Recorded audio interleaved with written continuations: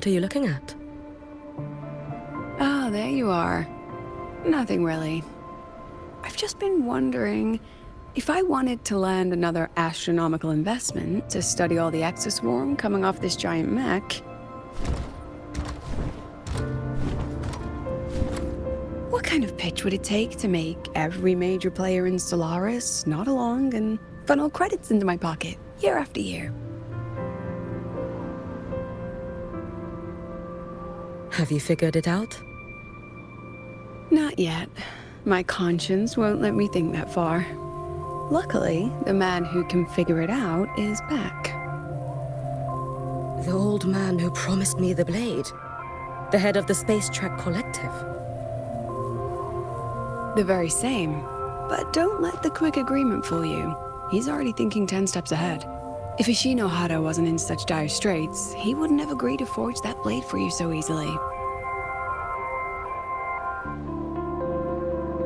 Or at the very least, he'd have made sure he got his pound of flesh in return. I couldn't find the child. Time and space in that dimension are too fractured. My familiar lost its way.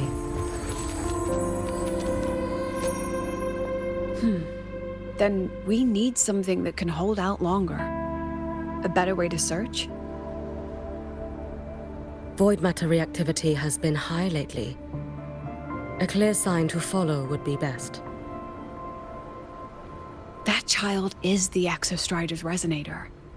There's no clearer sign than that. Looks like it's time the Exostrider was reactivated. When that happens, whether you're an annoying adult or the one meant to pilot it, I'm sure everyone will be on board, don't you think? Oh, what if we used footage of the Exostrider activating to pitch for funding? And the confidentiality agreements? No sympathy for my chronic funding anxiety?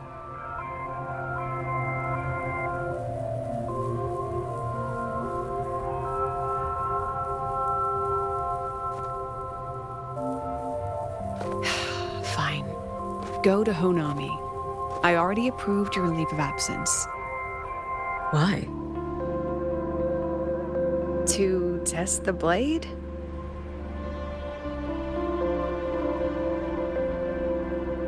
Even once the Exostrider awakens, there's still a chance it fails.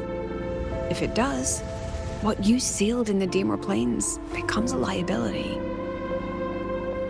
But it could also be our ace in the hole. So, before I give you the thankless task of guarding those planes, go deal with matters of the heart first. Understood. I will return in one day. Take 2. Give yourself a day to look around. Go on. A Black Shores member will meet you there. I still have all of Dr. Luke's mess to clean up.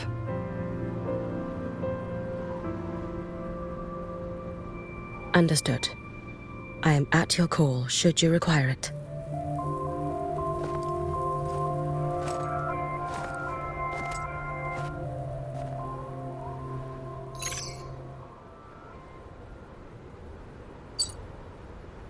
Yes, I'm listening.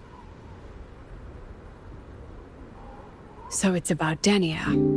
I see. Let's discuss it in person.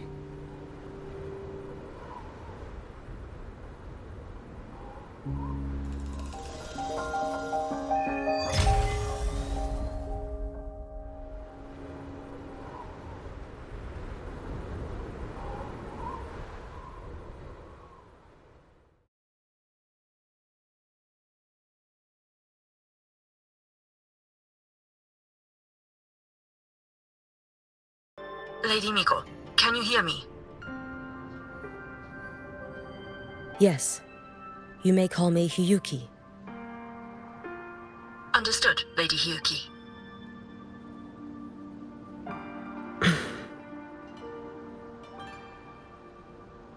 Most Most of the left behind in Honami City have been relocated, but a few, the ones whose regrets run deepest, still roam the danger zones.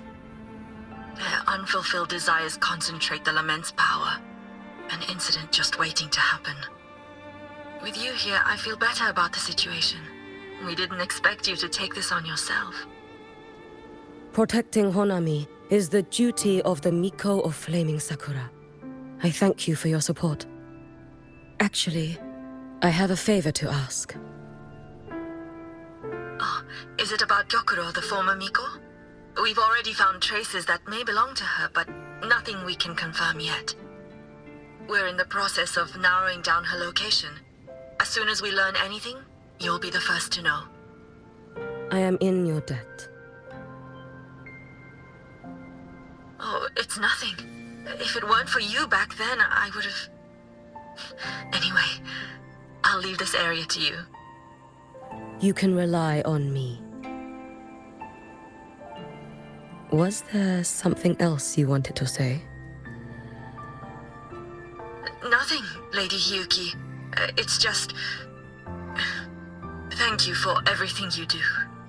Goodbye.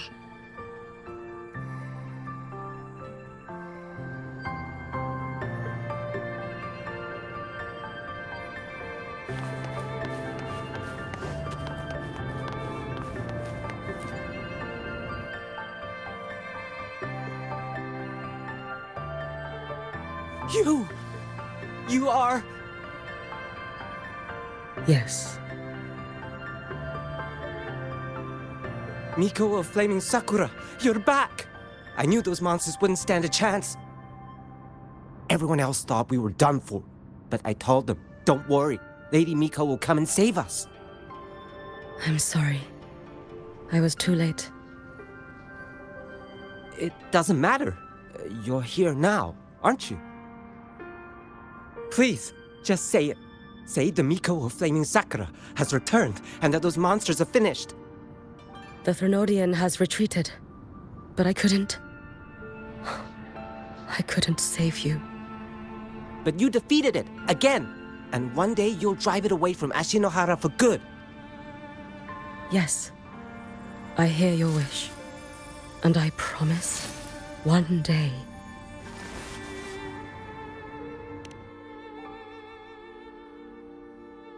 I failed their hopes. No matter how many times we drive it back, the Threnodian always returns. When will we be freed from this nightmare Ashinohara?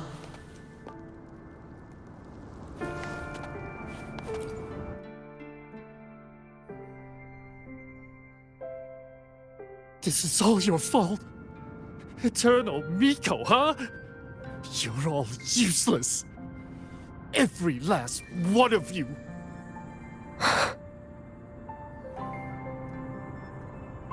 How do you even dare show your face in Hunhami? They're dead! Everyone's dead! I knew it. I knew the Threnodian couldn't be defeated. I should have run away as far as I could. Oh, Lady Miko, please! Do something, anything!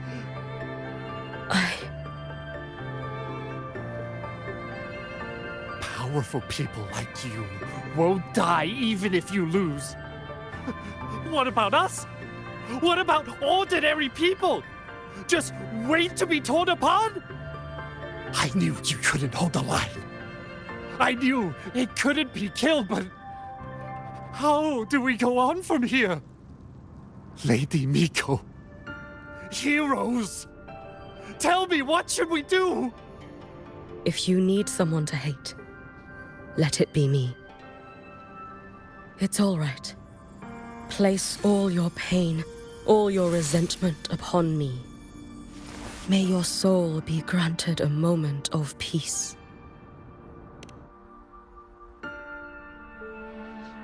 If I had been stronger, could I have saved them? If only I had more.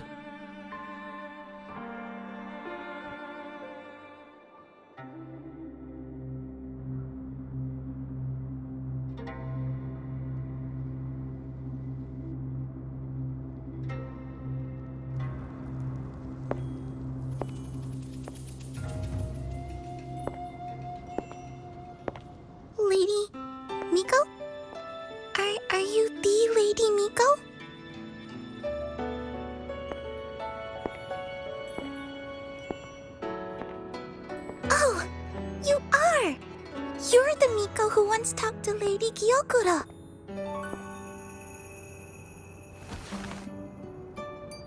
She told me about you. She said you're her most treasured family, just like my big sister and I. Your name is... it's... Hiyuki. Yes! Hiyuki! That's it! Such a pretty name, just like Lady Gyokuro's. My sister said if I hid here and prayed with all my heart, Lady Miko would come and save us. So, I've been waiting.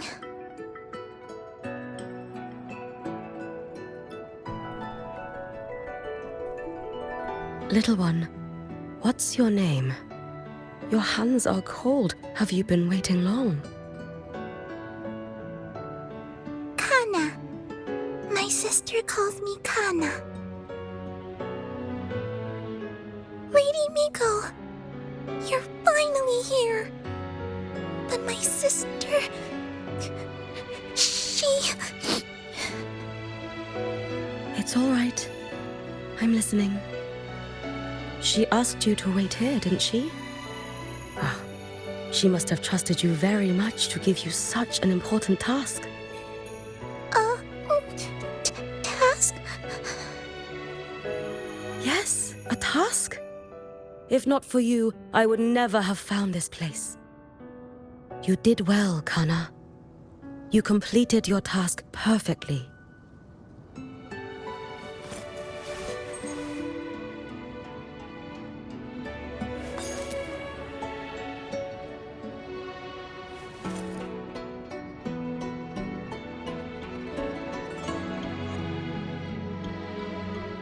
Lady Miko, are you here to save Honami? Then, is Honami safe now? Honami will be fine. Sister said you carry everyone's wishes. That you're the strongest. I knew you'd come and fix everything.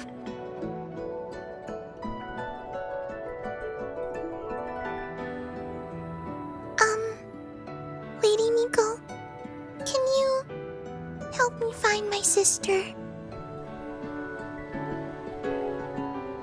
Of course. We'll both get to see our sisters again soon.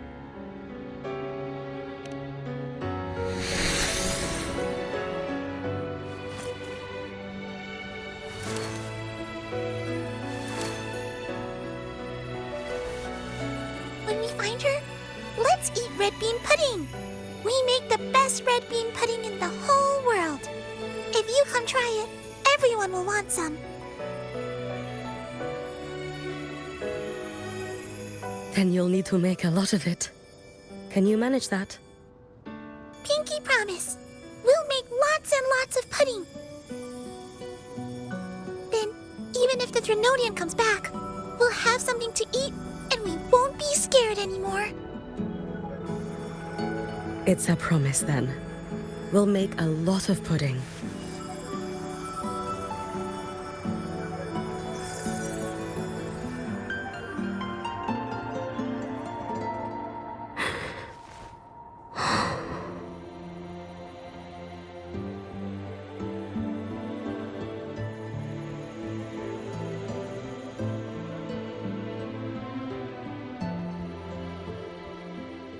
Red bean pudding.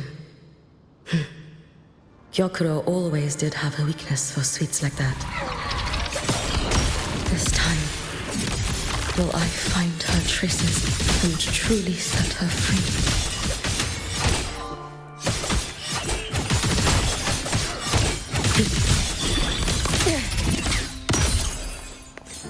Let's get moving.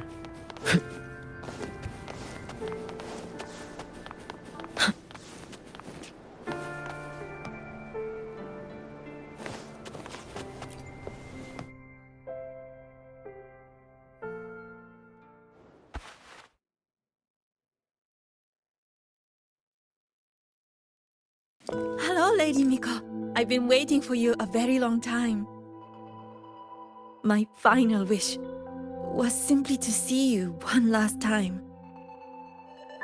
Your final wish? Yes, it's all right. I know I'm dead. I know I'm what they call a left behind now. But I thought if I'm going to remain like this anyway, I might as well get what I wanted before I disappear, right? I've heard of cases where the left behind remain aware of their state, sustained by powerful desires, but for such a simple wish. You truly only wish to see me again. I mean, you are a legend. You've been the Miko of Flaming Sakura since my great-grandmother's time. When I heard Honami was in danger and that the Miko of Flaming Sakura would meet the vanguard, I rushed here just to see you. You shouldn't have taken such a risk. If you wished to see me, you could have gone to the Flaming Sakura. I know.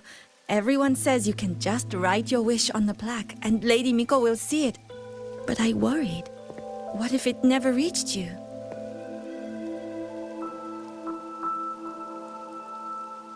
So I came all this way to make the wish in person. I wanted to see whether it would come true.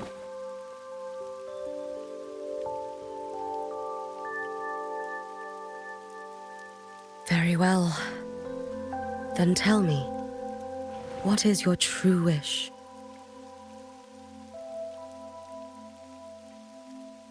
I wish for world peace, for people to stop living in fear of the lament. I want everyone to survive it. Lady Miko, my wish is that there will never be another Miko of Flaming Sakura.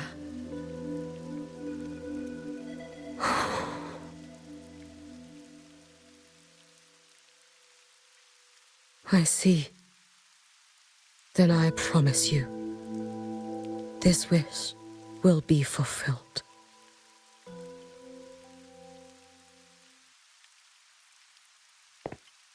I know it will.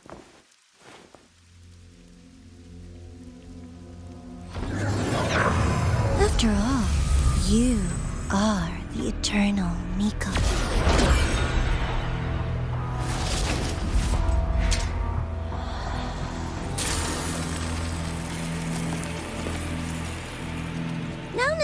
No need for that, Lady Miko. If you wished, you could cut down this avatar at any moment. But I think you'll find this far more interesting.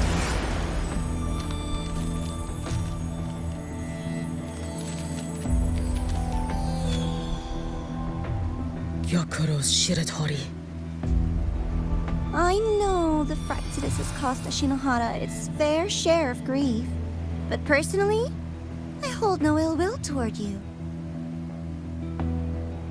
I had dealings with the previous Miko. It wasn't exactly a pleasant chat. But I promise you, her death was not by my hand. Just as you once witnessed, she met the fate all Mikos of Flaming Sakura share. She died, burning her future to ash to pay for the present. Aren't you even a little curious about what I showed her? If this makes you uncomfortable, feel free to cut through space and leave. This face of mine, of course, is entirely at your mercy.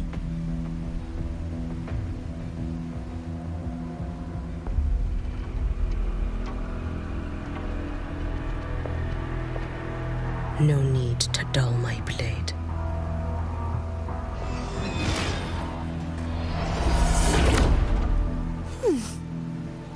She wears the exact same expression as the previous Miko. I suppose one day she too will be reduced to ashes by her own wish. Oh, eternal Miko. Is she simply arrogant? Or just a coward?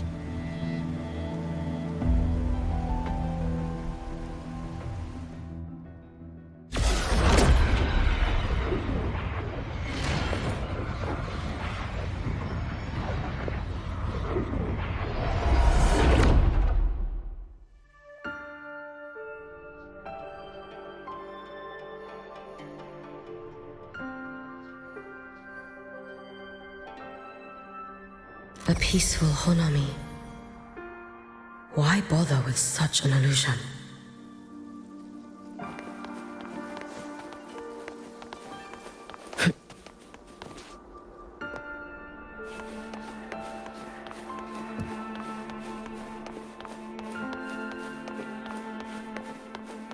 Gyokuro.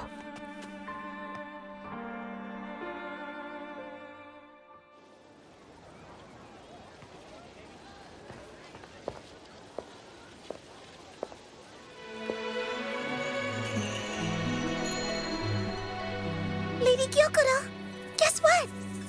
No math homework today. My parents and my big sister finally taught me how to make red bean pudding. Want to try mine?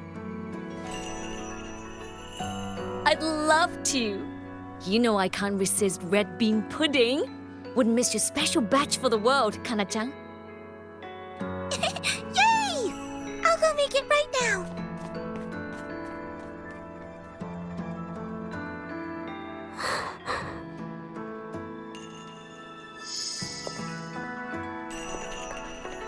Anyway, I'm here. What is it? My. Can't a sister just want to see her favorite girl without a reason? That's not what I meant. There's that serious little face. I just wanted to chat. Always relaxes me. So, how are things at the Flaming Sakura? The usual. Many came to make wishes. The Thronodian's active cycle is almost here. Death will be a frequent visitor to Ashinohara once more. Prayers for safety, peace, victory. They pile up thickest at times like this. The Miko of Flaming Sakura is the bridge between people and the divine. A wish jar for all their hopes. We must listen to every single one. Lately, I've been hearing you ring the sutsu. To grant those wishes, you burn your future using the sutsu's power. Continue, and one day there'll be nothing left to burn. You should have stepped down already, Aniewe. Let me become the Miko of Flaming Sakura. Let me inherit the sutsu. Oh, I'm perfectly fine. I've got futures to spare, you know. You tell me, little Hiyuki, what's got you so fixated on this? Don't tell me you're secretly in awe watching my heroics on the battlefield and... Yes, I want to be just like you. You wish? You're 100 years too early for that, you little blockhead. Enough about the sutsu. Stay and have some pudding with me instead. I know a wonderful little shop. Always practicing archery under that sakura tree. What a bore! A girl your age should be out living a little. Here we go again. You know I don't care about any of that. I'm going back. You sure? Come on! Consider granting your big sister's wish. I only came because you called. I put my work on hold. I can't stay too long. Besides, I don't like red bean pudding. Huh? I keep forgetting you have the world's most boring palate. What a shame. I'll just have to enjoy all by my lonesome then.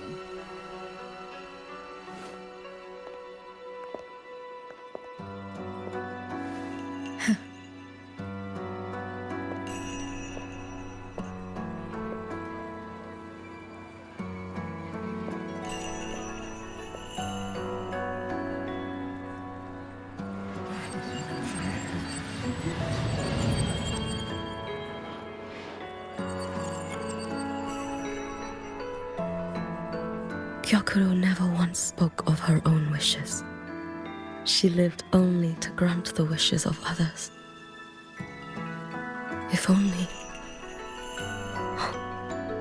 I had chosen to go with her.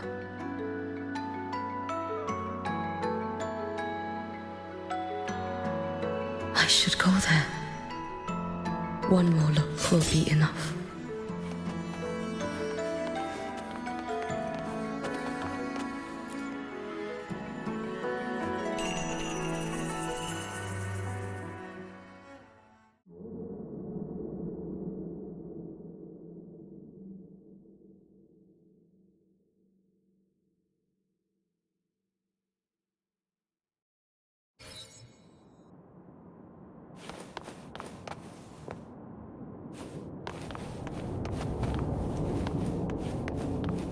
Still regretting that you didn't step into that shop and try that red bean pudding with the former Miko, aren't you? What's your point? The peaceful streets of Honami, the sweetness of red bean pudding. You know none of it is real. The illusion didn't deceive you, Miko of Flaming Sakura. You were the one who deceived yourself. Desperate to play pretend? Why not commit? Please, this performance is only beginning. Miko of Flaming Sakura, do not forget the regret you carried here. You never forgot the lives you failed to save, nor their final, fading cries.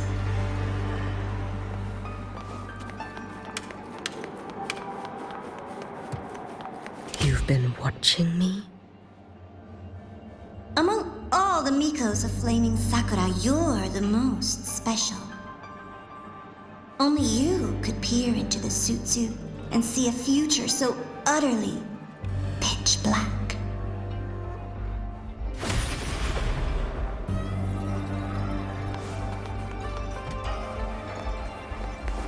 This is... Oh, you've heard the stories, of course. But none of them know what Rover really endured to reach this point.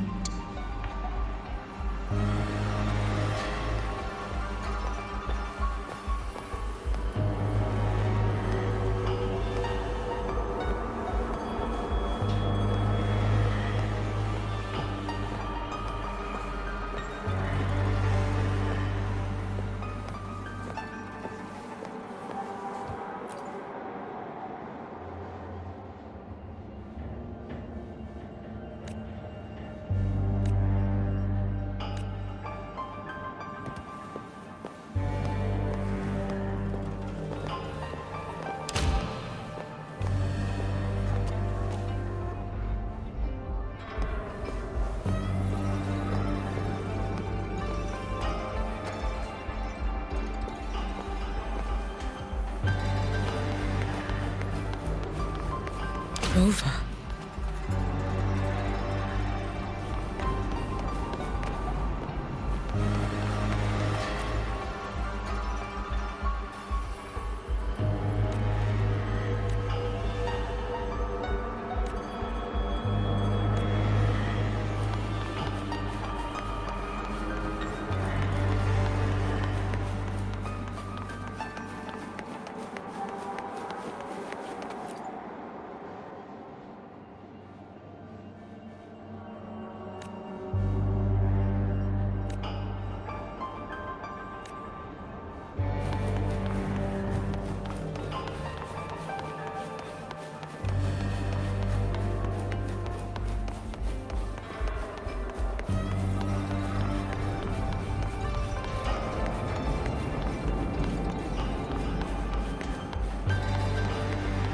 This is...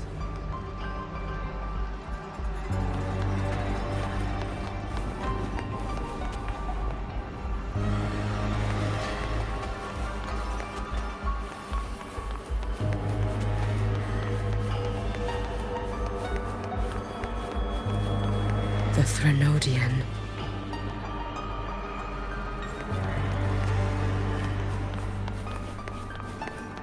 Gawa, the next act awaits you.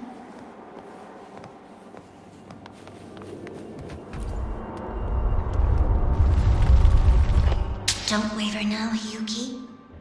That instinctive revulsion you're feeling will guide you down a path diametrically opposed to my own. You must walk this road. Only then will you understand, accept, and finally see where you went wrong.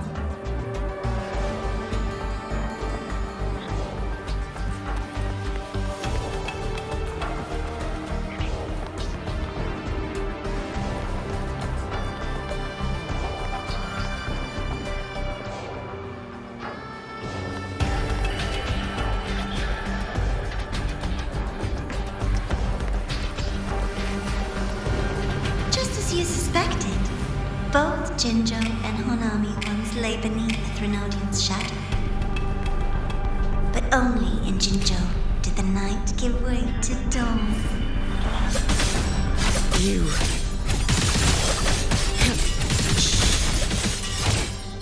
I would never deny their achievements, or hide the prize they take. It is their prize. And likewise, I would never deceive ours. This blade. It's as sharp as they promised. Once business in Lahairoi is settled, I'll take it back to Ashinohara.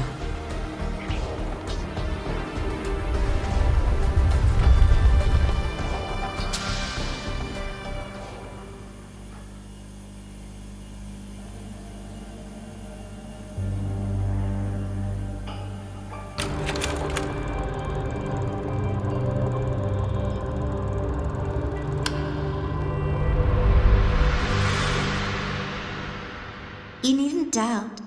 This is, in fact, my ploy for you. What else would you call laying the very path you've dreaded most bare before your feet? Keep walking. The way forward is the only way left.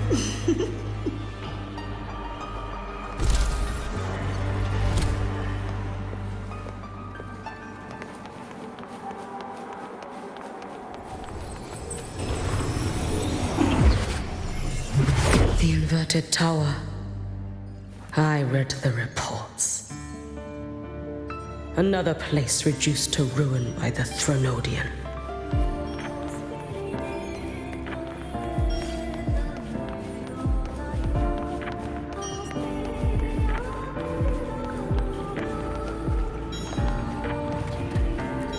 A nation that placed its faith in the Sentinel, yet its blessed maiden was spawned by the Threnodian Leviathan. Deliciously absurd, isn't it? I read the incident reports. It was the Threnodian scheme. Obvious enough. And from it, I obtained the precise counterweight to tip the scales. The power of assimilation. Precisely. After all, isn't that blessed maiden living proof? Proof that harnessing the Threnodian's power is a viable path. Is this The fall of Imperator. As you know, even a Sentinel can't be a crutch for humanity forever.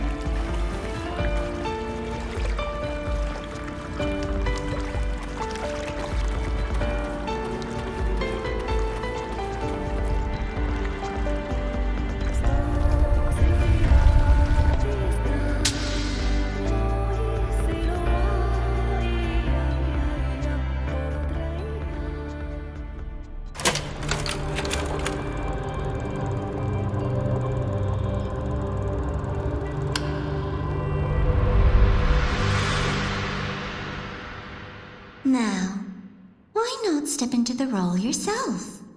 Experience Renacita's conclusion firsthand. Oh, and I made a personal appearance for the grand finale in Renacita. I couldn't very well abandon my rather childish subordinates like that, could I?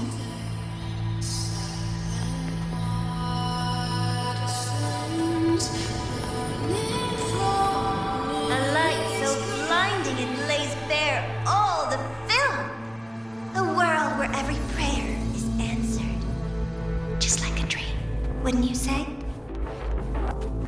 Ah, if only Ashinohara could have...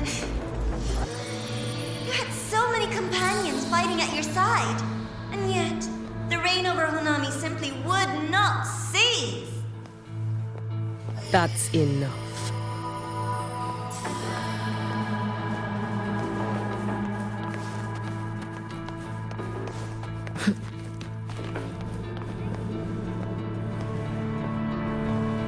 Every single time, he succeeded in saving them.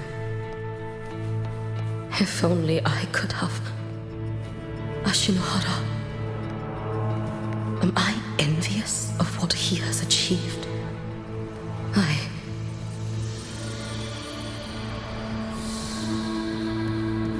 Let's get moving. A little sideshow before the end. You don't mind, do you?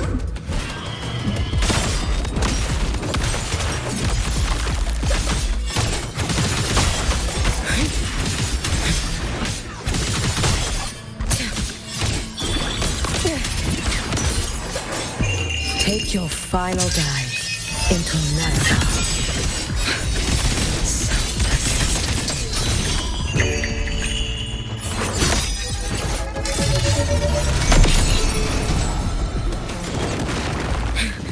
It's been so long. You worry not for me.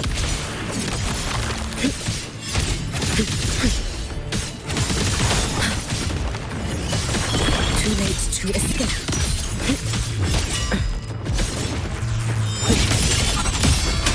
Be cautious. Stand back. Futile. Let there be snow. If my blade had been keener,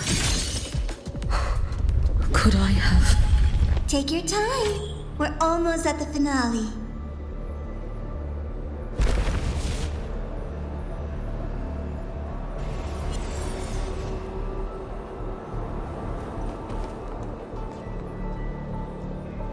Come, let's go.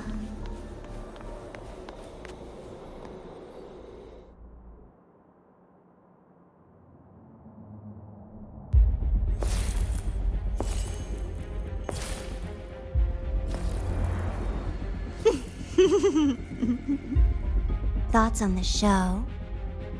You showed me all this.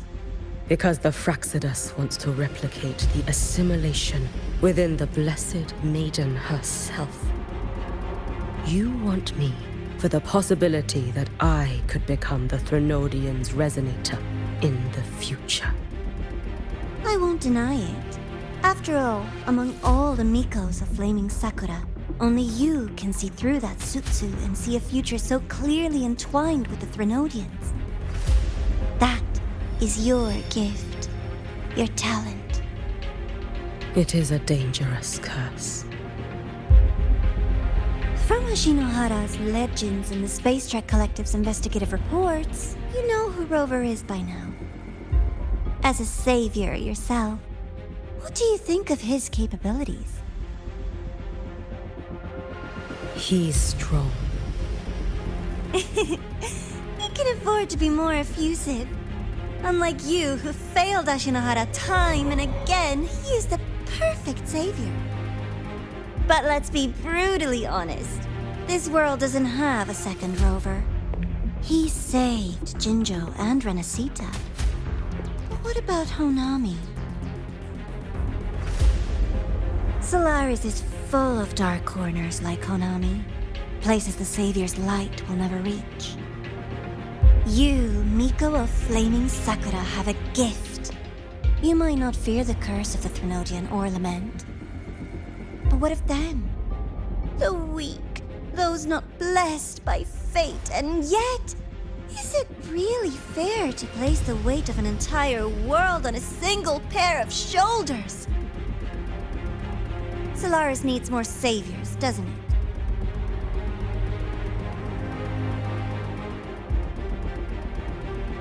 I'm just using the Threnodian to bring more of them into this world. You mean... you want to use its power? The way Rover once did? I've tried before. But a miracle like Fleur-de-Lis requires a billion coincidences. And Mia? Nothing but the delusional ravings of Leviathan.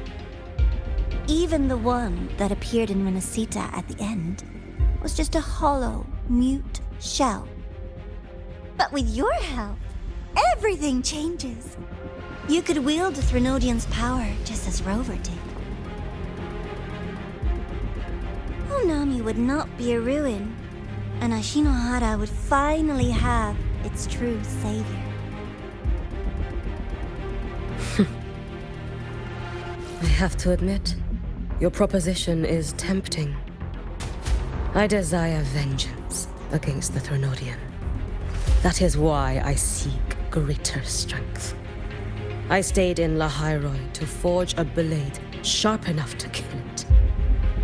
But I will not discard my dignity as a human for it. I will not become the very horror I hate. Not even for retribution. You stand on Honami's soil. You stand on a graveyard of millions. Go on. Ask them if your dignity as a human matters. I think they tell you that simply staying alive is what matters. Eternal Miko, you know your limits. You've crawled through countless defeats, barely protecting Ashinohara from the Threnodian's assault. But what of the future? You are no savior like him. When you fall, who will take up the Sutsu? Who will walk this lonely, futile path next?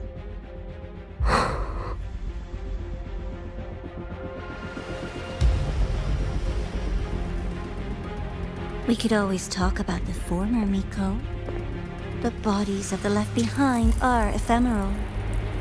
You'll find I have a far more durable proposal.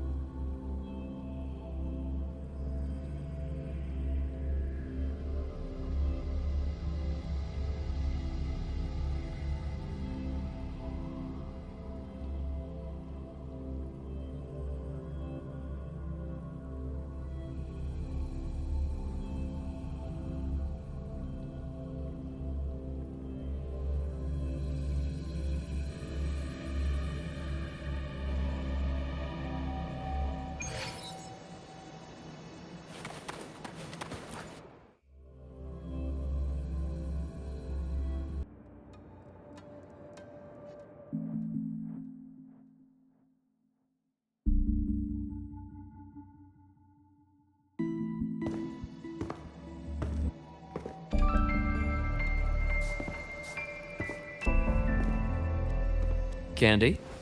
It's a new flavor. Sigrika and Lene suggested it. Great for lifting spirits.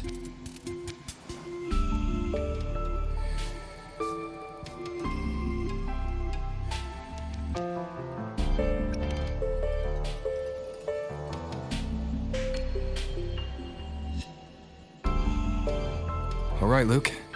What's the word on this Exostrider plan? My conversation with Lucilla went well. She's on your side. Your showing during the Dark Side incident also helped speed up the Academy's internal review. That said, you've been a student here for less than a year. You'll need the Space Trek Collective's approval to officially activate the Exostrider. Their biggest financial backer is the New Federation. And of course, they answer to an entire board of investors. And to them, the Exostrider is definitely a high-value asset. I've been flooding their desks with reports. Your Academy investigation record, your latest test scores from Abel College, and a full physical adaptability eval I wrote myself. And were they rejected? We got a meeting, but when that much money's involved, conflicts of interest make everything move very slowly. Unlike Jinzhou or Rinasida, they've got far too many cooks in the kitchen. I'm worried we don't have that kind of time. Exactly, which is why we're going to strike first. Besides, things have changed. It all comes down to this guy. This is Chase, head of the Space Trek Collective. He just got back to Lahai on a Triumph avionics ship from the New Federation. President Lucilla, Professor Mornier, and I have all put in a good word. You'll be meeting him at the Research Institute. Chase started as a low-level employee at Ashridge Energy in the New Fed. Then, he dropped off the grid for a few years before resurfacing in a government position. After that, he left the government and started diving into multiple large-scale investment projects. Some say he's still been Ashridge Energy's man the whole time, but no one's been able to prove it. He's sharp, low profile, and very smooth. At his age, he's seen it all. His only real concern is if the Exostrider's pilot can be controlled. Normally, they'd pick Academy synchronists who have been signing stacks of NDAs since day one. But Sounds like his attitude changed. Does that have something to do with the changes you mentioned? come in. Let's talk over some hot drinks.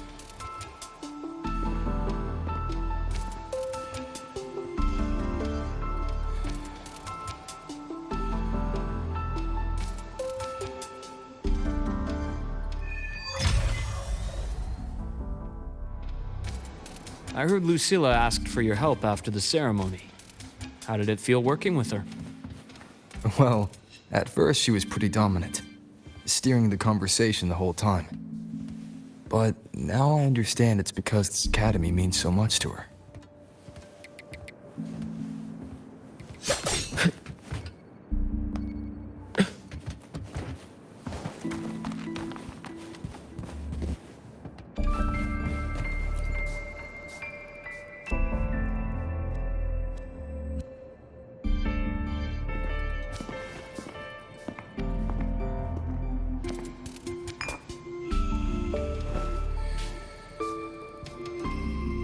Based on your intel, the reactor core has been returned. Ideally, we'd wait for the Exostrider to awaken before trying to help Imyth or confront the Threnodian. But recent readings from the Institute's Strider Gate monitors, they're off the charts. Void matter reactivity is spiking. The Space Trek Collective is getting twitchy. If Threnodian Aleph 1 breaks the seal, all of Solaris will be at risk, not just Lahai Roy.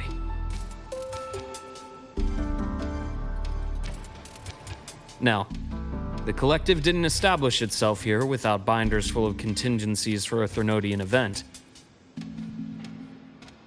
Problem is, every one of those plans would scorch decades of scientific progress. Which, in our case, actually gives us some leverage. Enough to have a real conversation with their head. Then I'll convince him. I'll show him that the lowest casualty count is the only one that makes sense.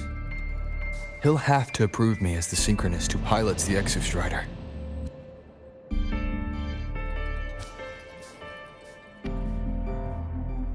Luke, you mentioned you have contacts in the Black Shores.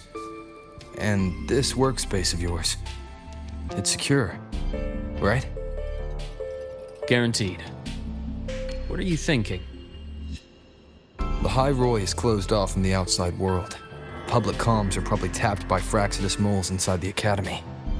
And right now, I need a direct line to the Black Shores. I see. Give me a moment. I'll establish the link and leave the rest to you.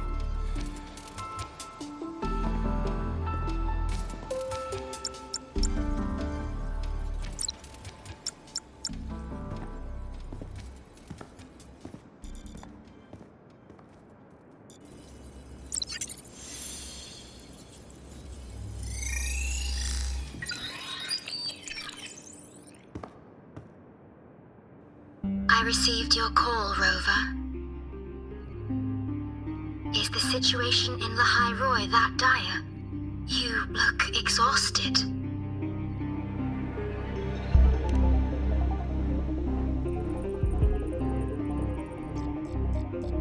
My frequency loss has been resolved. But the High Roy is under imminent Thenodian threat. I need your help, Shorekeeper. Understood. For this purpose, both I and the Black Shores exist.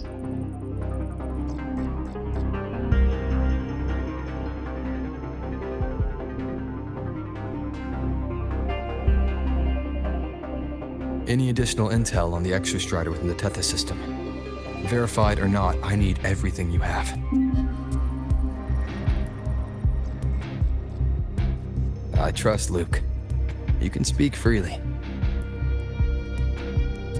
Records confirm that Luke Herson has been providing critical assistance and intelligence to the Black Shores. I trust your judgment.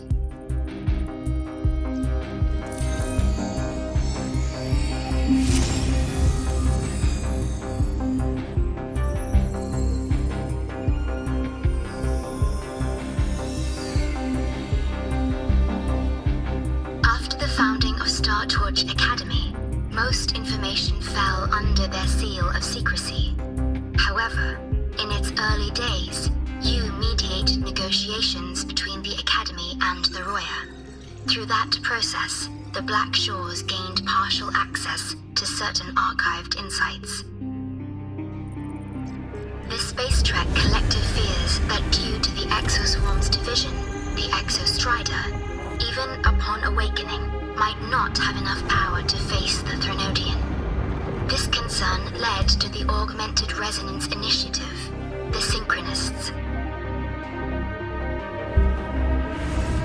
Observing how Sentinels work with their resonators, they theorized that the Exostrider, sharing similarities, could amplify its power through a resonator as well. However, considering your link with the Exostrider, the Tether system does not recommend this method.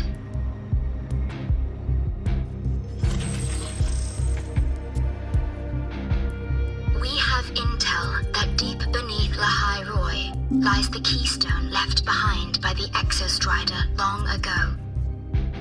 It rests directly atop the seal on the Strider Gate.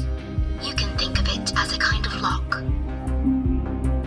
You do not need a cockpit to pilot the Exostrider.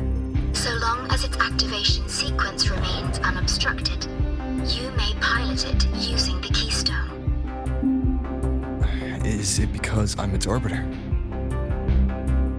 Precisely. For one who shares its origin, a cockpit would be more of a hindrance. As for Imeth, I think Dr. Luke's proposal is viable. You mean using the exoswarm-like shell that appeared in the cockpit to look for her? Yes, the connection between frequencies will help. Rover, bring her with you when you activate the Exostrider. Sure. While I'm there, the Black Shores will need to keep a closer eye on the High Roy. I understand. I'm counting on you, Shorekeeper. As long as I may be of help to you, I am content. Please return safely from the Strider Gate, my star. I will. Don't worry.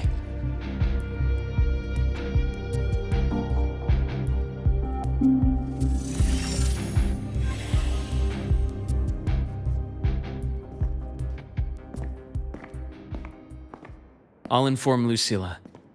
Take your time finishing that drink before you head out.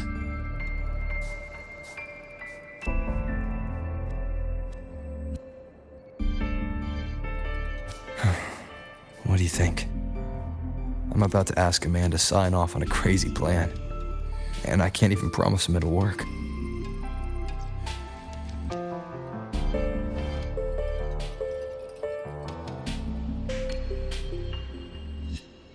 Nobody has a plan they promise will work.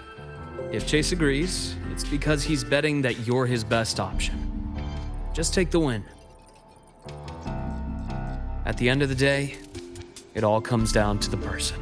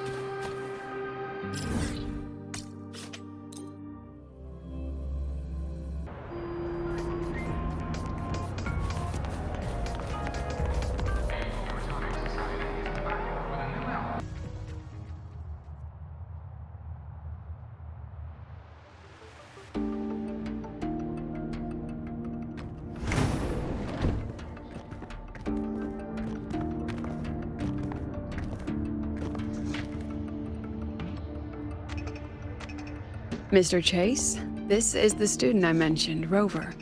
Our best hope for piloting the Exostrider. Save the intro, President Lucilla. We've met before.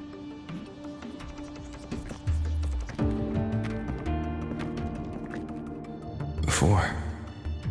In my past life at the Academy? Let's just get down to it. The Threnodian Aleph-1 situation is deteriorating. We're running out of time. I wanted to wait for the Exostrider's self-regeneration to finish, but the clock has run out on that one. So tell me, Rover, why do you want to pilot the Exostrider? What's the play?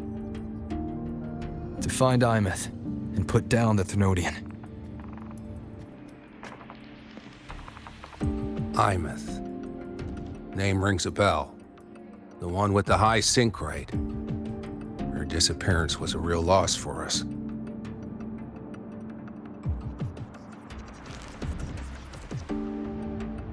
She's beyond the Strider Gate.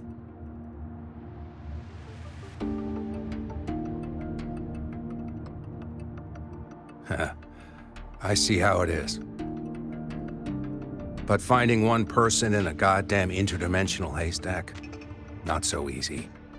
You understand our position. The Threnodian is our priority. Stopping the Threnodian is my priority too. I'm gonna handle both.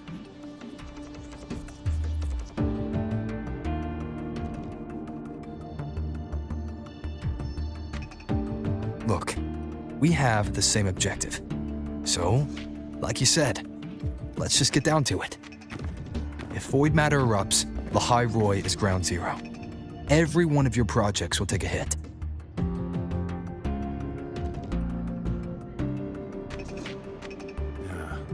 Regarding Aleph-1, our intel is insufficient.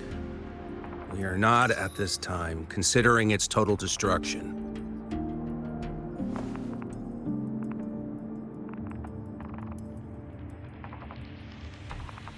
What we need is for the Exostrider to reinforce the seal on the Strider Gate. To do that, we need a qualified synchronist, and we need the Institute's drive replica. When that gets embedded in the Exostrider's chest cavity, then its repair is complete.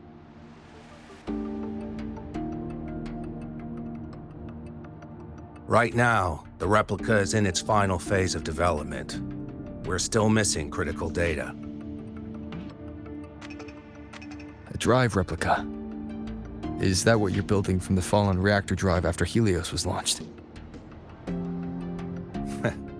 Correct. It's based on the original drive's framework.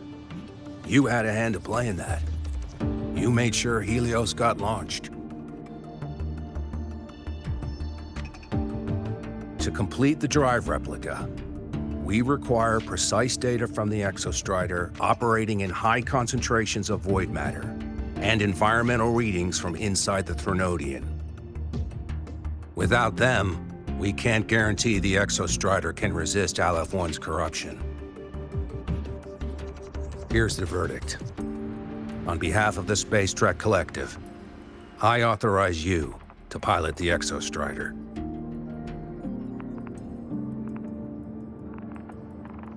But remember, our objective is the data. We need readings from the high concentration zone to complete the replica. And your personal mission gets 10 minutes. That's the max duration our void matter barriers can cover the Strider Gate once it's opened.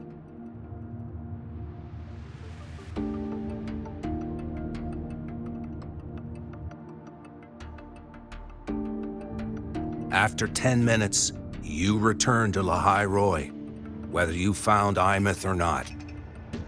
Do you accept?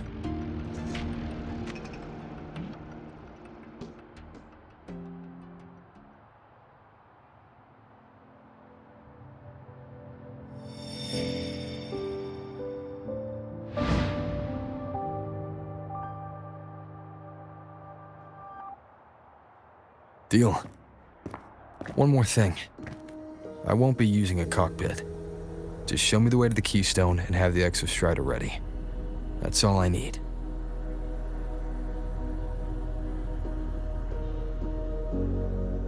Huh. Still full of surprises. Always bringing us the unconventional.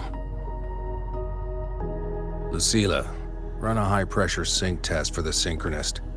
I've seen the physical eval, but I want live data for validation.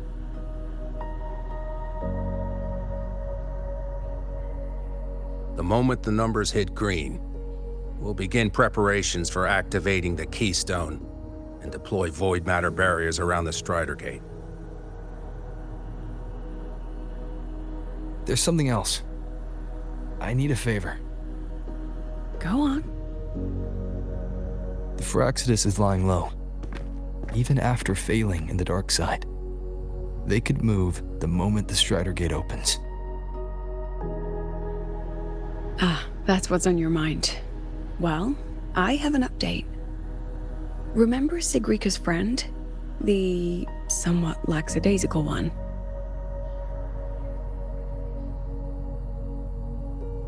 You mean Denia? That's the one. She's gone missing.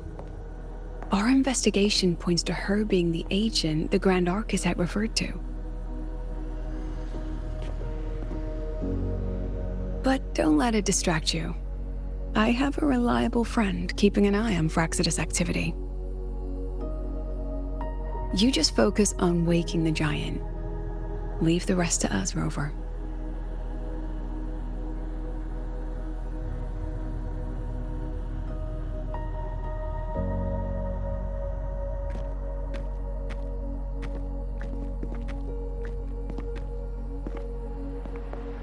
Black Shores just sent a formal communication request.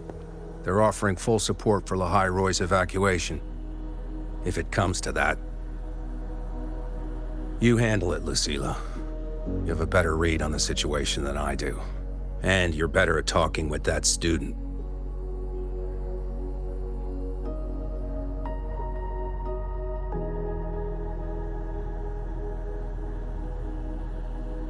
If there's anything else you want to ask me, now's the time.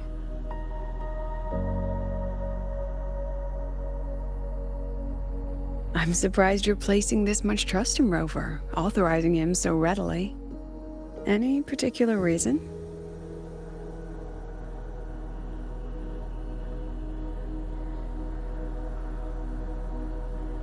We're different, President. I'm a businessman, and businessmen trust their instincts for a good investment.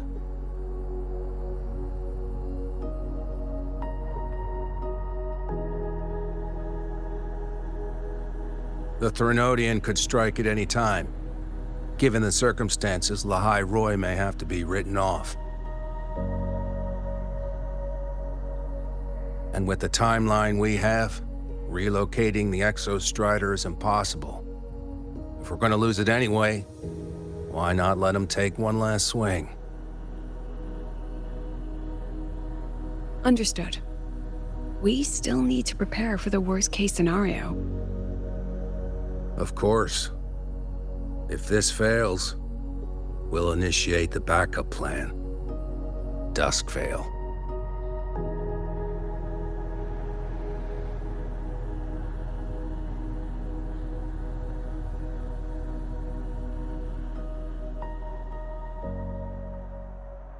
Ugh, that guy gives me the creeps. What kind of place is the new Federation anyway? Nah, are they all gonna be like that? We'll find out when we get there, Abby.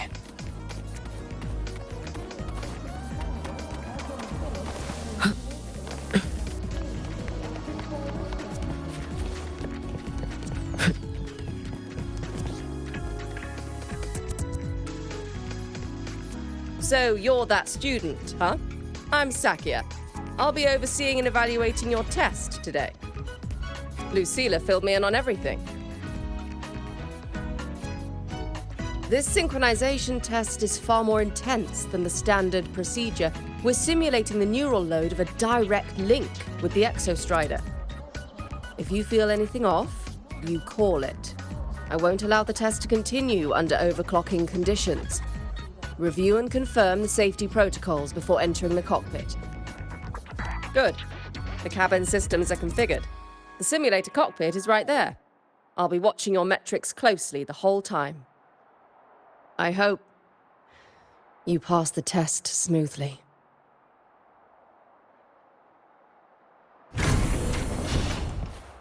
Welcome back,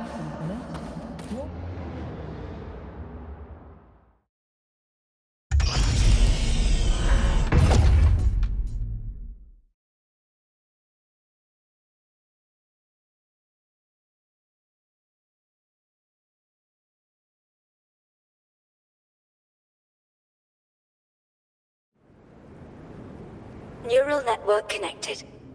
Tactical model constructed. Resonator vital signs synchronized. Checkmate.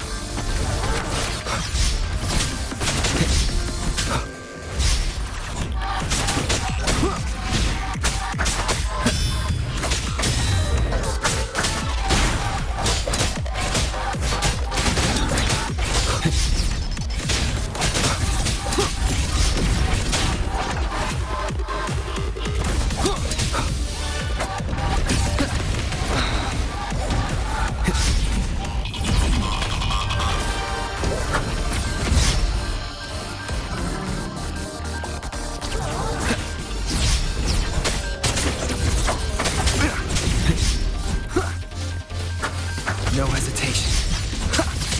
One with the sounds. You will obey.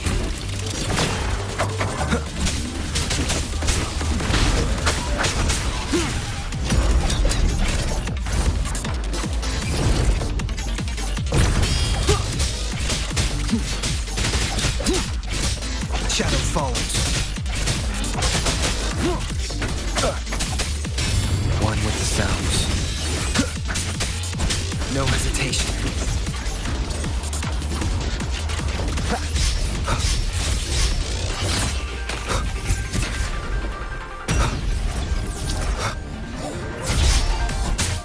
Shadow descends. Test complete.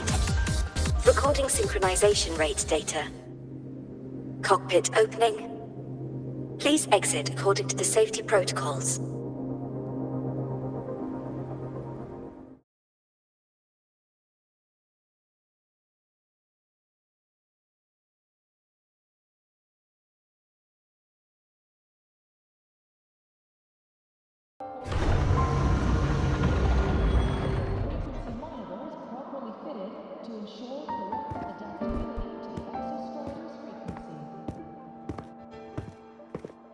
How did you get all the way here from the lake house?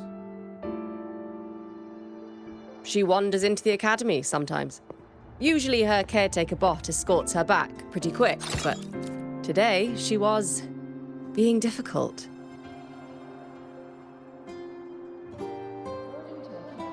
We'll go back together in a bit, okay?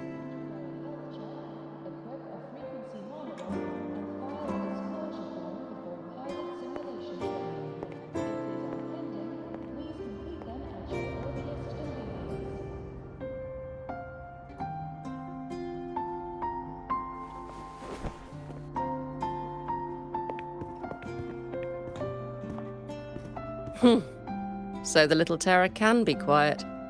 Never thought I'd see the day.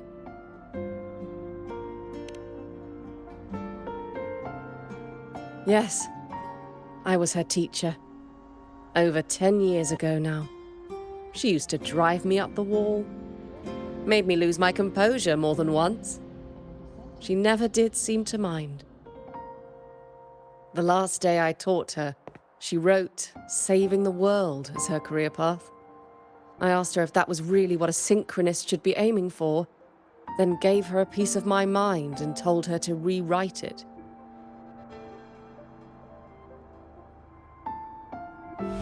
She didn't even get upset, just smiled, took the form and walked away. She never stepped out of that cockpit again. Now she's back, but not really. What a headache of a student.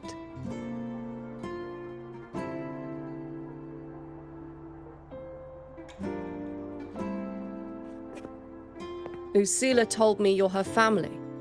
Is that true? Yes. And you're planning to pilot the Exostrider and bring her back from the Strider Gate? That's the plan. Sounds like an absurd, bold, utterly delusional idea. No one knows what's actually behind that gate.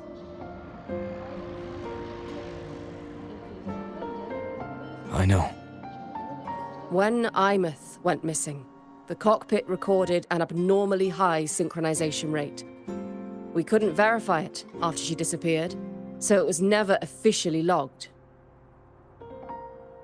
Your test results are just shy of hers overall, but in some sectors they're even higher. You've passed.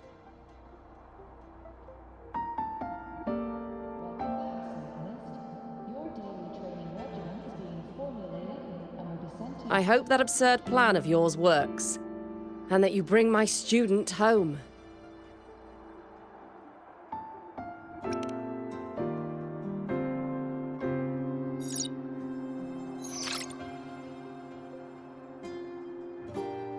The results are out, but preparing the Exostrider will take time. You'll need to wait around 2 days. We'll let you know when it's ready.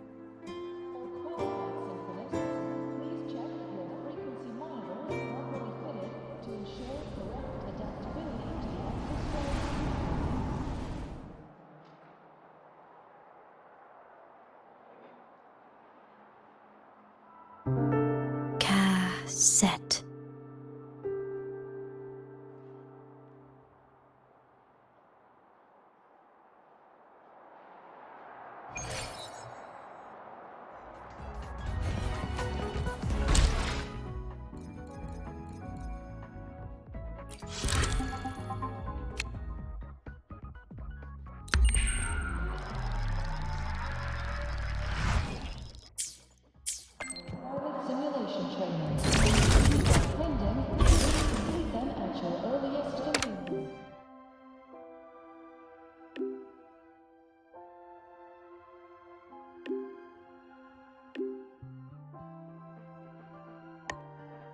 So, we're finally going to where that giant eye is hiding?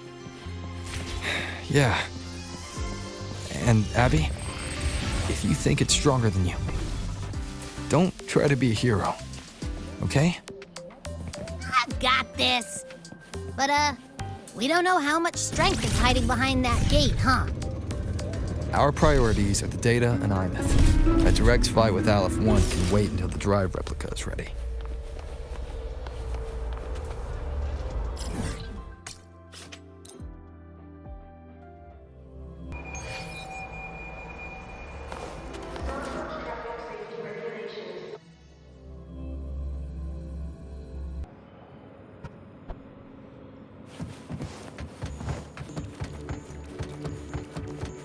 Let's get moving.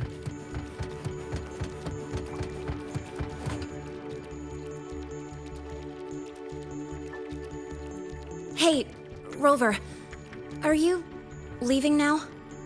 Yeah, I was worried. Figured I'd catch you before you left. So, you're gonna pilot the Exostrider. You feel nervous at all?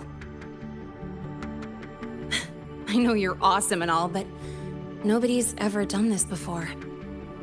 Nobody knows if the Exostrider will even move, or what else might go wrong. Everything's felt so heavy at the Academy lately. Teachers are stretched thin. Even the nearby exoswarms seem restless. Lene, are you nervous? Okay, fine. Is it that obvious? Look, after I aced the entrance exam, I thought, sweet, life's gonna be packed again, non-stop, like it used to be. But just when I was ready to finally be a student, my bubble popped. My brilliant student life, poof, and done. The Threnodian, void matter, the Fraxidus. They're breathing down our necks. And I can't do anything to help you fight them. I just have to stand here and watch you walk into danger alone. It makes me feel totally useless. I'd feel worse if I tracked everyone in Lahai Roy into danger, just to back me up. Of course, if things get really desperate, we'll have to face it together. But for now, when I look at all the students who came here chasing their dreams, I want them to stay students. Because... Come on, you're a student too. We're just kids to you or something? But I get what you're saying. Making you waste time on a pep talk when you've got a world to save? I do need to grow up. But I won't just sit around. I'll be on standby. Whatever the Academy needs to support your mission, I'm in. And when this is all over, we're going for a drive. Can't wait for that day to come. Professor Mornier's up ahead. Good luck out there, my friend.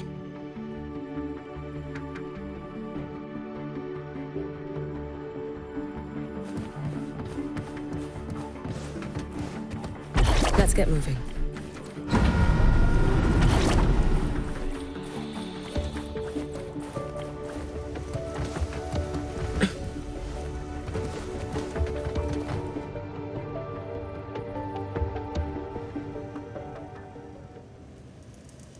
Temporary passage is complete.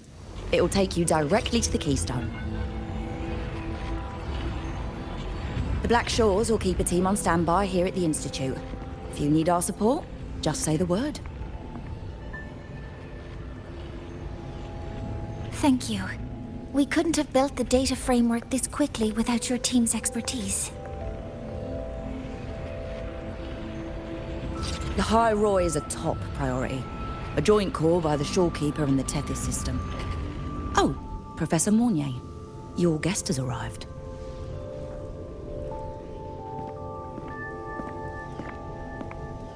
Ah, you're here. Is that the way to the Strider Gate? Yes. This temporary passage will take you to the Dima Plains, deep within Biarta Woods. Both the Strider Gate and the Keystone are located in the Solvane Heartwood at its center. President Lucilla has already departed with the advance team. They'll be waiting on the other side. And also...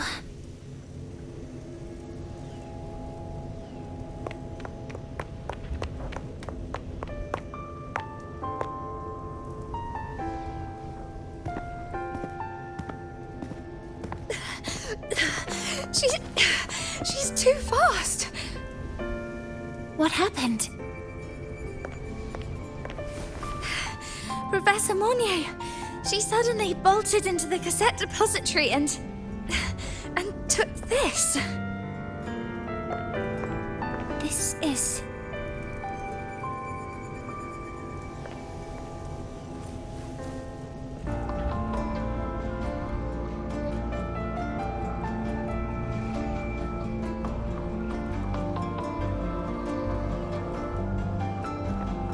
Can I see it?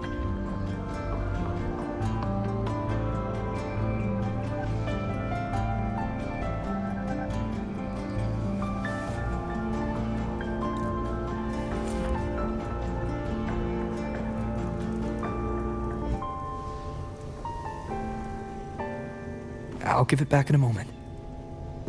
Mornier, do you see what's special about it? This ID number. I saw it in the student file during her inspection. This is Imeth's own cassette. It's been stored in the depository since she went missing. Why did you want to bring this now? It may be instinctual. Dr. Luke did say this exoswarm-like shell shares a frequency link with the real Imeth.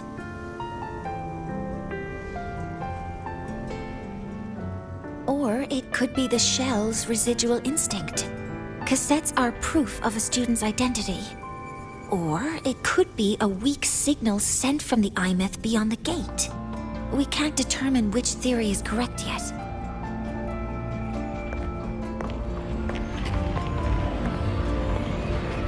However, this does remind me, carrying a cassette into an unexplored Voidstorm zone follows standard exploration protocol. Do you have yours? Yeah, I've kept it with me. I'll head to the Deemer Plains now then, Mornier. I'll have to stay here, monitoring the data and ensuring the drive replica is ready.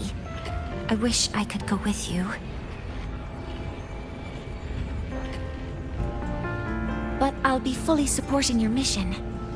Mentor, please, take care. I count on you to watch my back, Mornier. With what we accomplished with Helios, I trust you'll handle the drive replica. We will succeed again. I won't let you down, Mentor. Let this be a new promise between us.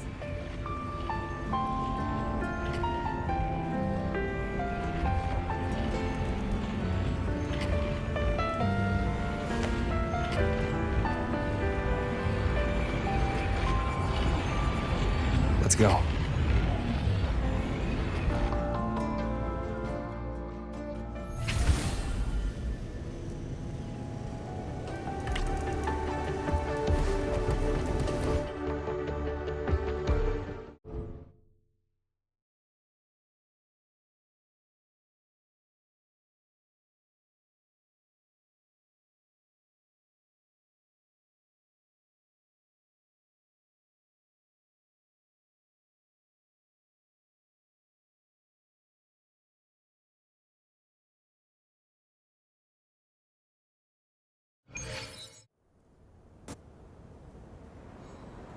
Ugh, stinky.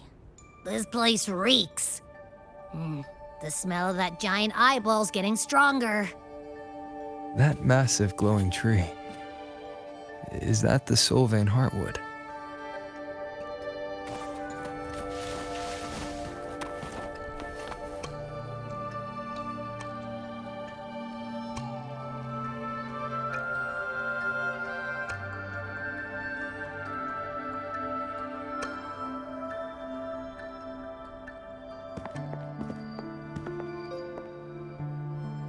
That Miko.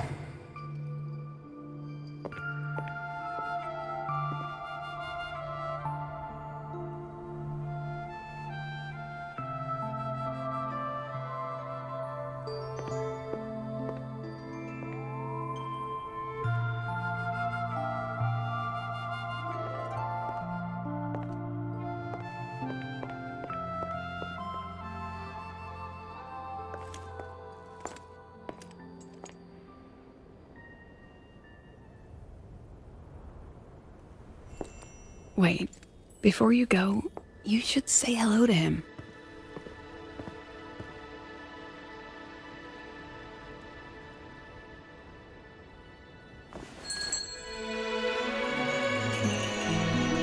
This is Hiyuki. I told you about her before. The only reason we could set up the monitoring equipment so quickly is because she cleared the way for us.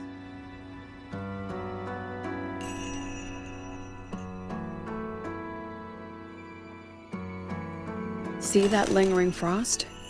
10 years ago, a void matter rift opened in the Deemer Plains. Hiyuki went there alone and sealed it.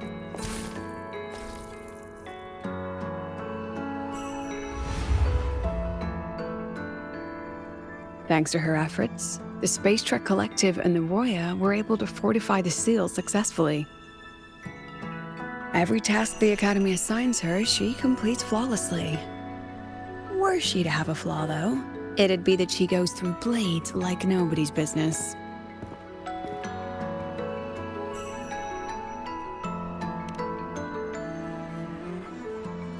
Yes.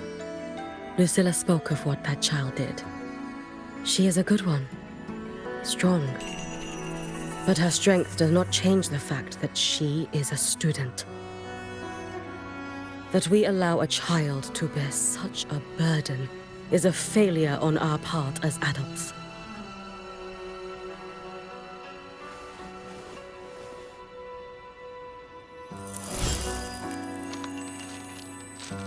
I sent this white bird to search the void matter's concentrated depths, and I am certain I felt her frequency. Somewhere in void space she waits. The collective pursues what is right, but your quest to save the one you hold dear, that I understand. Very good. But I'm afraid we can't say more than that, okay? Right now, both sides want the same thing. That's the best we could ask for.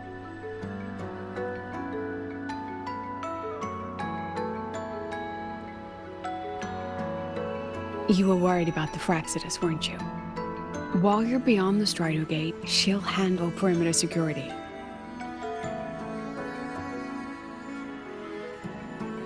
She's hunted both the Threnodian and the Fraxidus for a long time. There's no one better for the job. Right, Hiyuki? Yes. Those two Fraxidus members. I will track them down. Here. Take this. The white bird carries my power. It will shield you. Should you lose yourself in the void matter, it will also guide you back.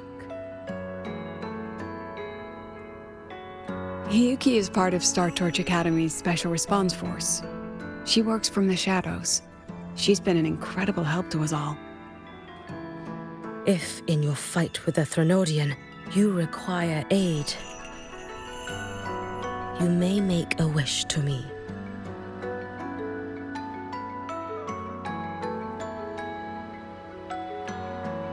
How about I go first? I wish for peace and safety across the Deemer Plains.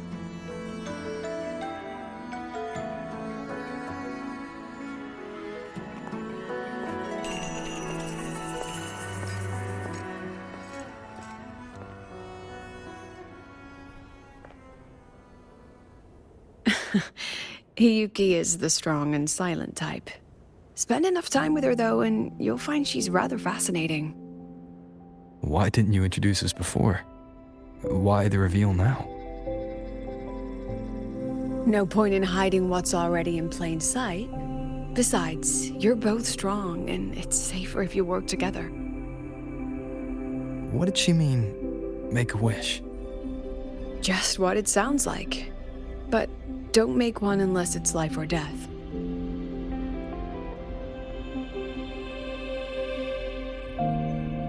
Granting wishes always comes with a price.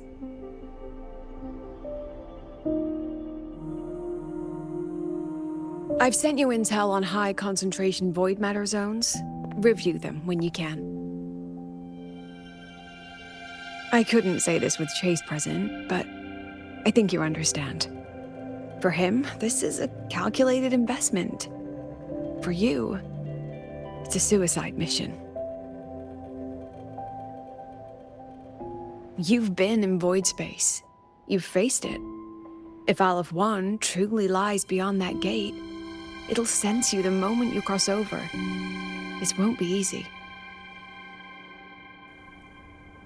The Exostrider isn't fully repaired. If something goes wrong, it may not be able to hold out against Aleph 1. And the Collective won't risk an extraction if a void matter outbreak is imminent. Once you enter the gate, you'll be completely alone. Are you ready, Rover?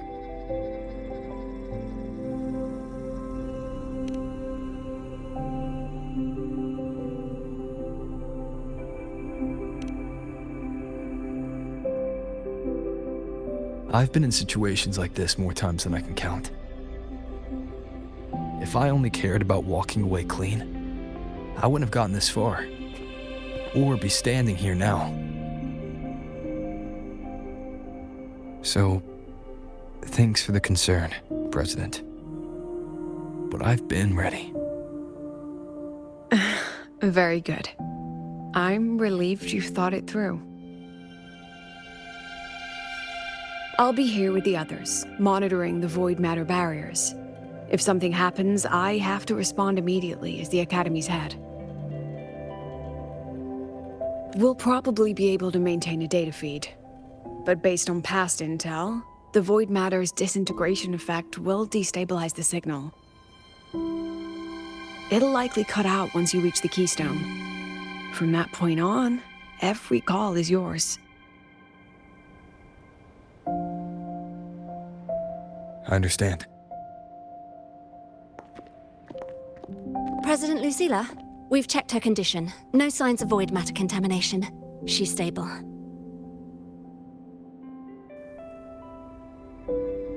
All right. Go on, Rebel College freshman.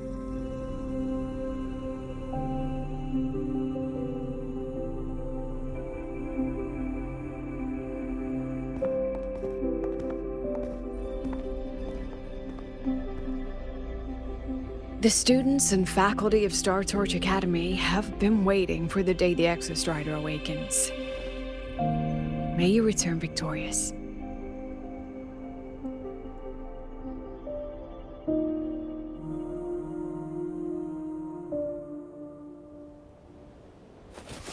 Void matter gauge readings are stable. No abnormal fluctuations at the keystone.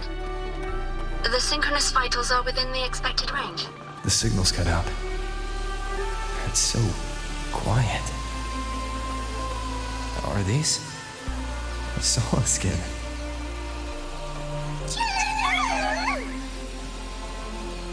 Are these little guys Back in action together again. guiding me to the Soulbane Heartwood? All right then. The Solace skin merged into the roots. They didn't return to the Exostrider through the Solace Trace. They used themselves to reinforce the Keystone Seal.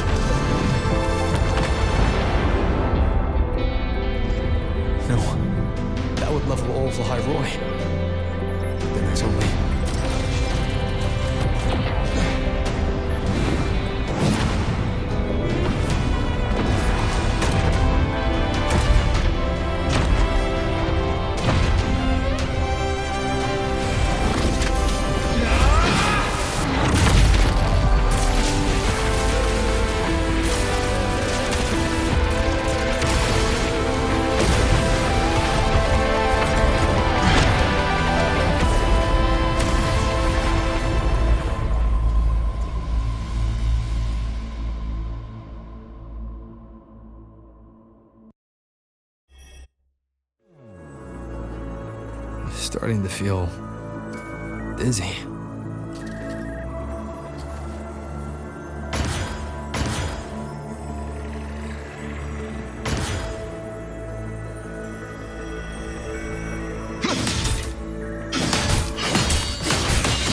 Once said void space in the depths of the Thenodian's black hole is a higher dimension. Like a kaleidoscope. Time and space here don't flow. They're tangled. Is all of this inside Aleph 1? Those figures. That space trek collective in line clothing. They're reaching for something. A frequency. Is it Imet?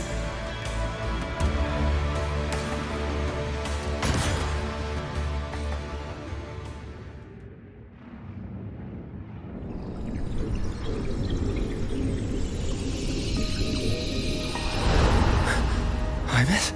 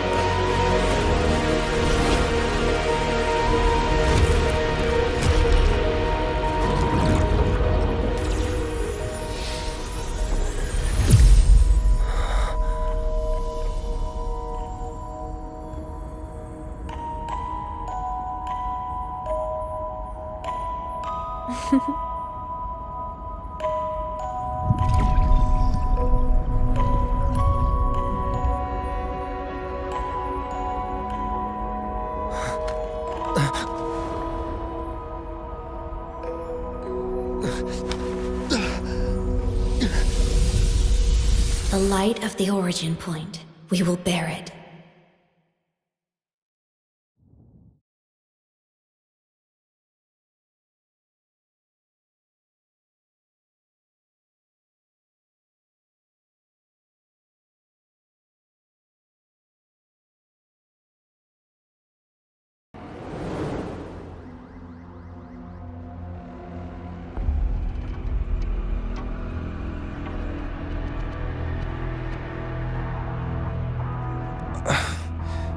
Am I back at the academy?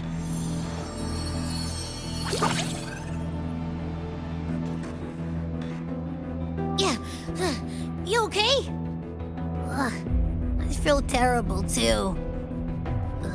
Something just yeeted us out of the Thenodian's gut. Oof. Rapid interdimensional whiplash is no stroll through the park, I tell ya.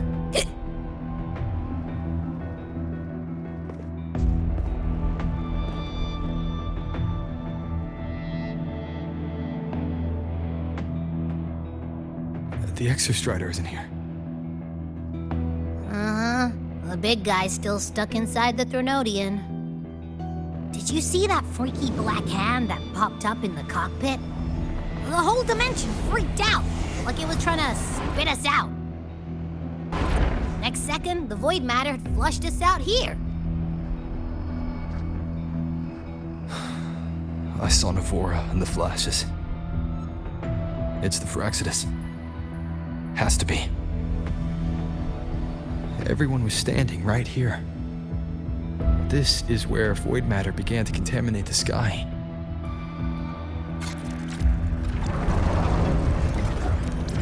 And Aleph 1 was watching me and the Exostrider beyond the gate.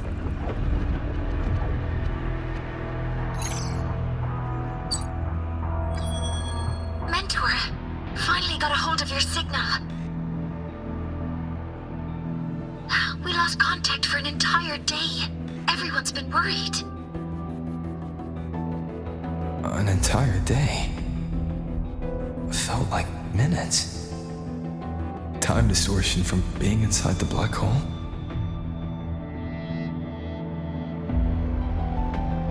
Mornier, I'm fine.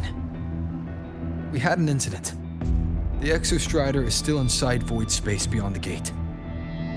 And now, even the Academy inside the void matter barriers is getting hit by void storms. What happened while I was gone? After you went in, the data transmission was perfect. We were celebrating. But not long after, void storms began to erupt even inside the Academy. We haven't been able to find any breach or source to explain it. Most of Lahairoi has been evacuated to the Collective's escape pods, with Black Shore support. Those who remain are gathered here at the Institute.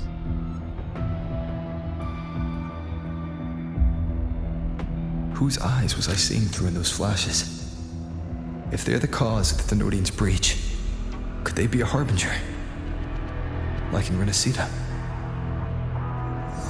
In that moment, that shell, she had the same look in her eyes as the real Imeth.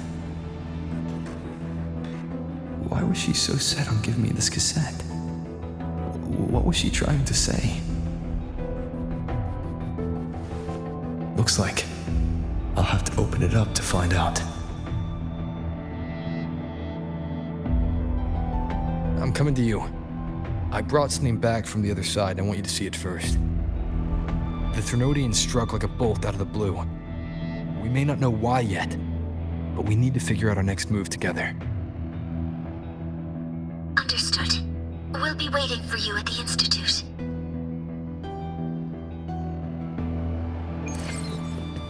That's a lot of Waveline messages.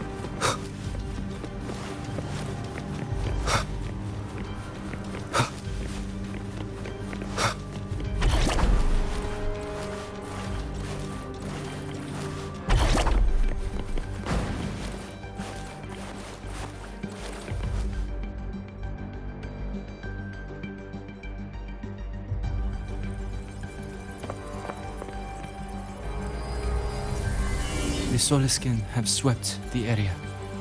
None remain in Bjartar Woods. Someone just posted a call for help on the campus's Waveline group chat. I'll go back to run a final check later. Sigrika, are you sure you alone can handle it? Don't worry, I have my runes. They'll help me drive back any contaminated exoswarm. The Soliskin will guide me too. I'm coming with you. Finding people is one thing, hauling them back is another. It'll be faster if we take my motorbike. Status report, Professor Mornier. The launch orbit has been confirmed.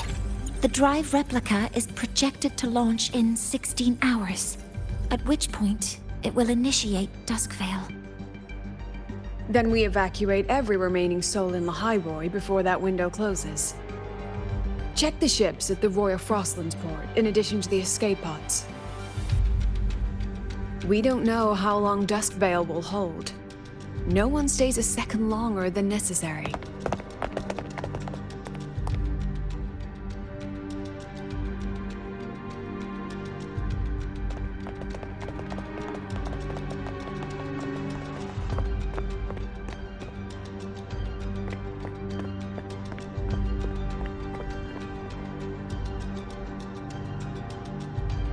The Exostrider.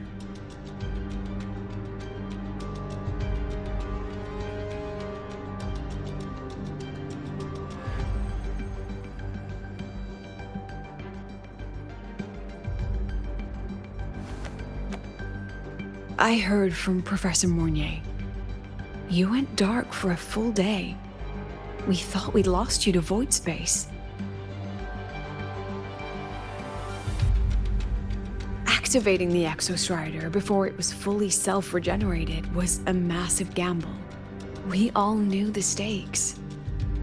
We hoped for the best, and of course we prepared for the worst. You're alive. That alone is good news for all of us. No time to kick yourself now. I've got a mountain of work waiting for you, Rover.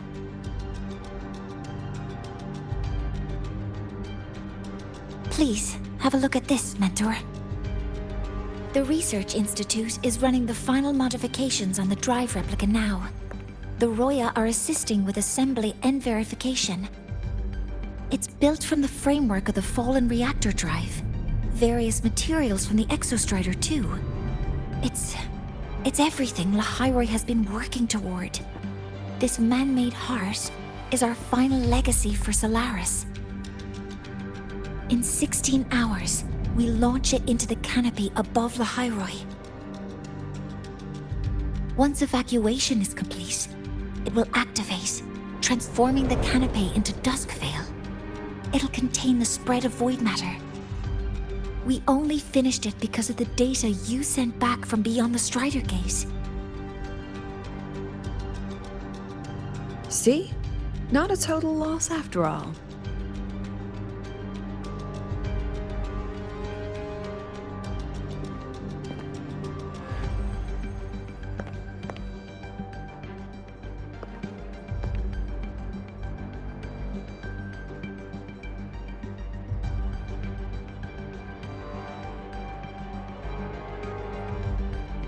Thank you.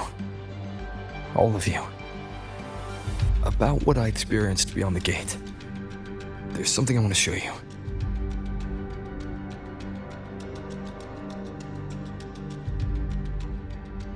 I don't think she gave me this cassette for no reason. Whether it's her shell, or Imeth herself, she was trying to tell us something. A cassette retrieved from within the Threnodian. Now that is intriguing. Professor Mornier, is the analyzer in the cassette depository still operational? We can head there now.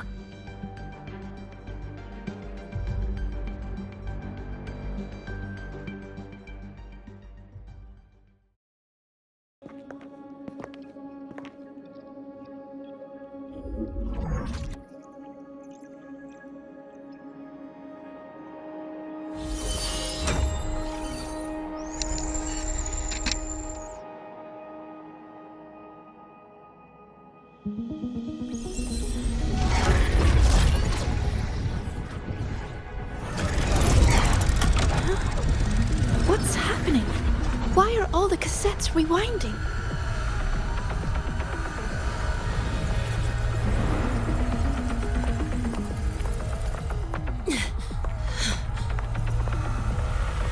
The whole server bank's going nuts. Every screen is flickering. Oh, the data volume is far beyond the cassette's capacity.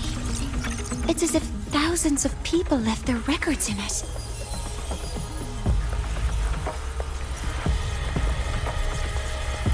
The storage system is destabilized. It's now flooding data into every archived cassette in the room. But this isn't memory data. Aside from the corrupted junk, the compressed mass consists of coordinates. Coordinates? From beyond the gate? Are they locations inside the Threnodian's black hole? Based on your report, Mentor, conventional space-time doesn't apply in void space. You can't plot a standard map there.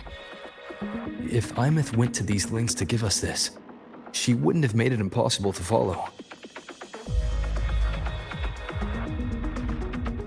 What if they're coordinates in the High Roy? If such is the case, the origin might be... Please, allow me.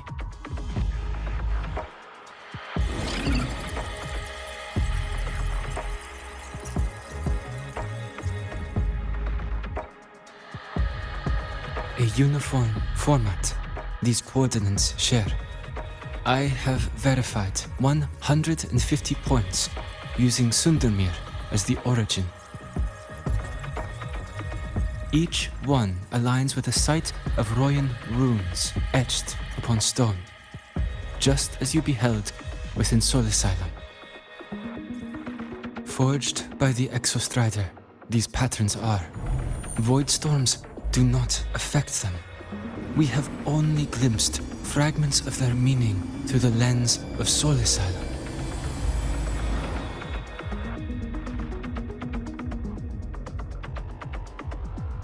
I see. Let me overlay these coordinates onto a Lahairoi map. It should make things clearer for us.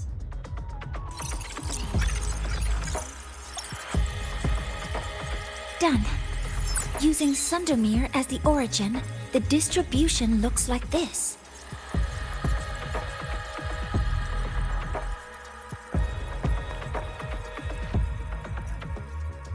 Everything matches.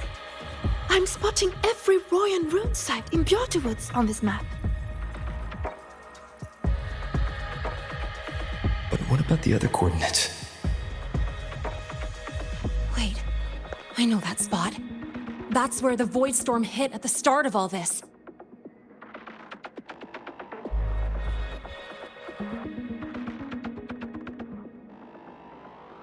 You know, that time when we first met.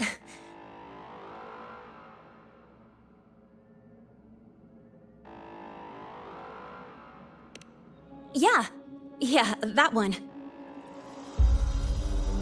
Void storms. If we reverse match the coordinates by transcription order, then Royan runes could be marking every spot a Void Storm has ever hit.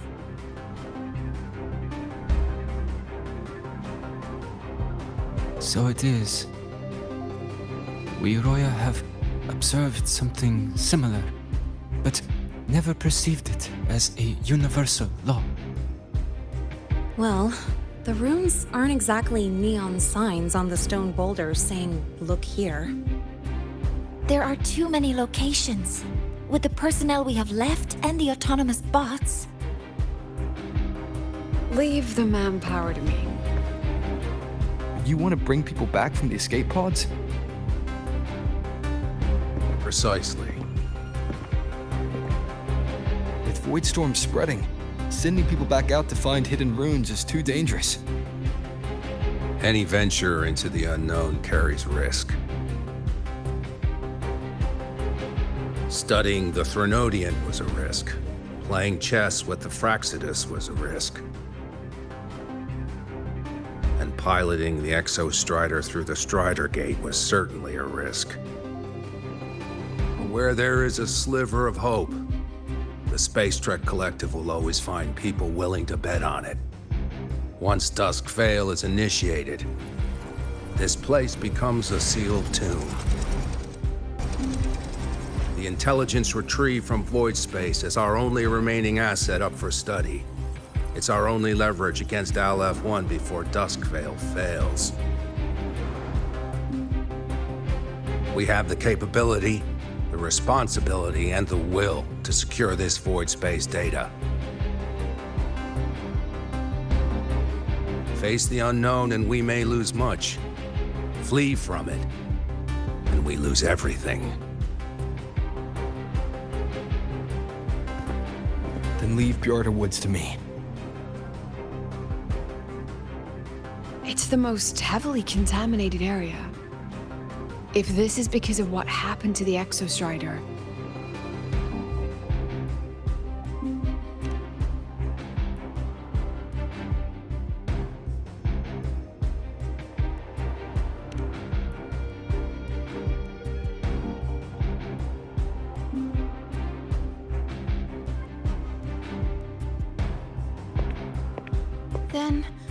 Then please give me your hand, Senior.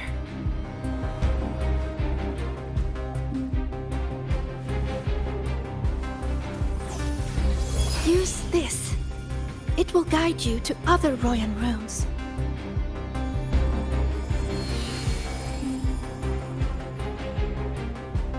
Oh, and take this one too.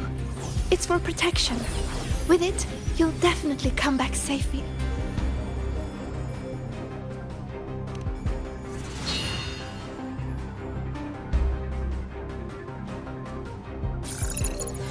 Clock starts now. Recover all Royan runes before Duskvale gets initiated.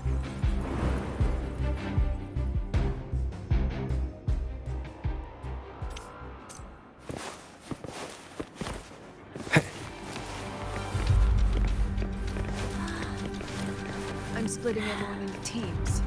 They'll depart in waves according to their assigned groups. I'm splitting everyone into teams. They'll depart in waves.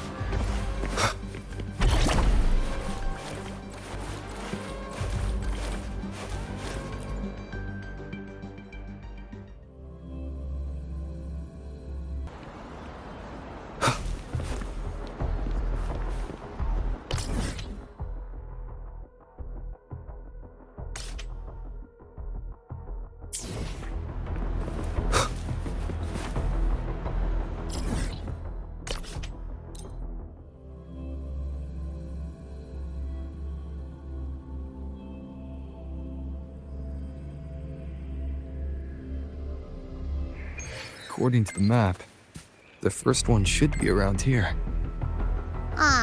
Didn't notice before, but there are some shredded frequencies hanging around this spot.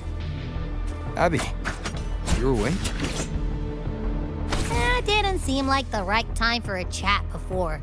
But hey, you've got a real knack for rallying the troops, huh?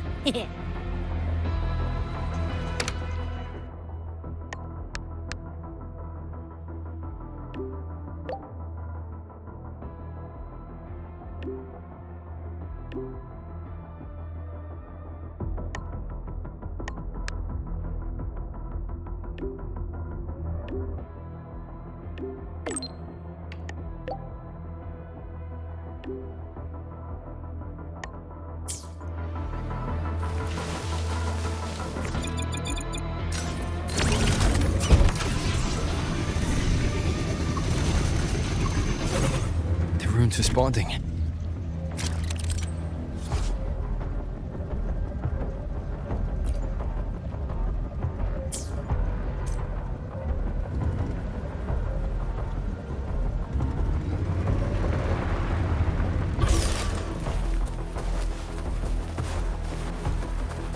Whoa, something's glowing over there. Those outer rune fragments. Line them up just right, and they might connect with the runes and the boulders. Let's try.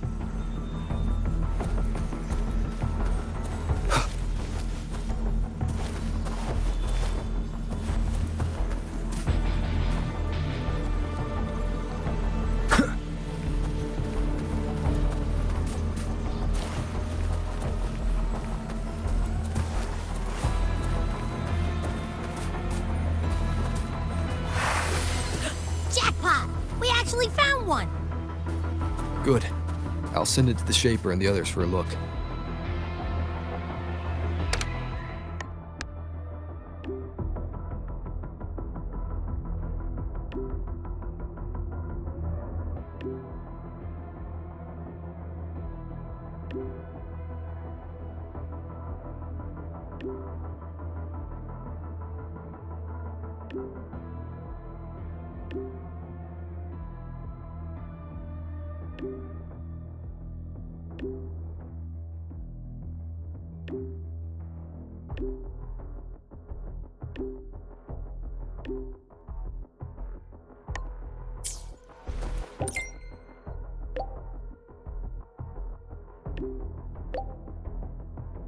All right, on to the next rune.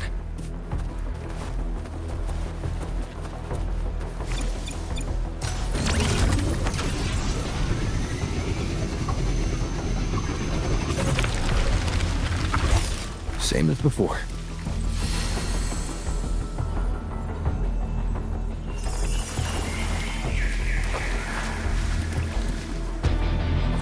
According to the mission details, there's still one left.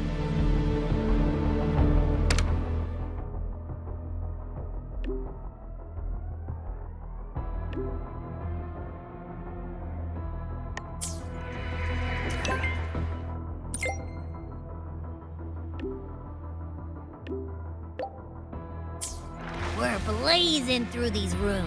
Yeah. Teamwork makes the dream work, huh? Right. I hope Sigrika's having the same luck. So while you were searching, I tried tuning into each rune's frequency. Each trace felt different. They're definitely real, but whatever's left behind is way too faint. Can't really feel what it is. This is the last one, right? Yeah.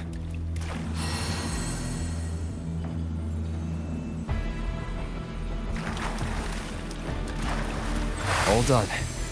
I'll send it to Lucilla and head back.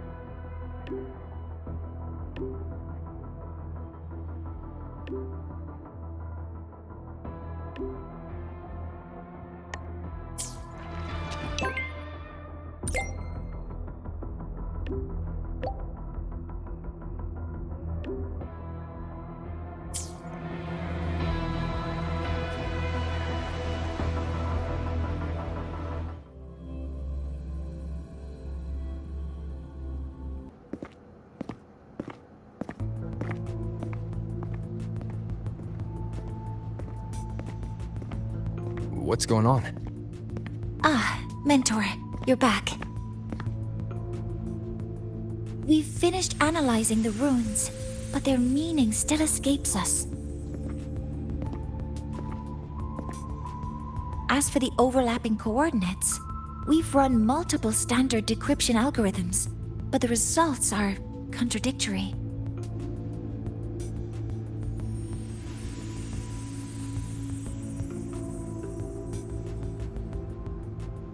I'm no rune expert. But we have one here, don't we? She resonates with them. Who? Wait. Me?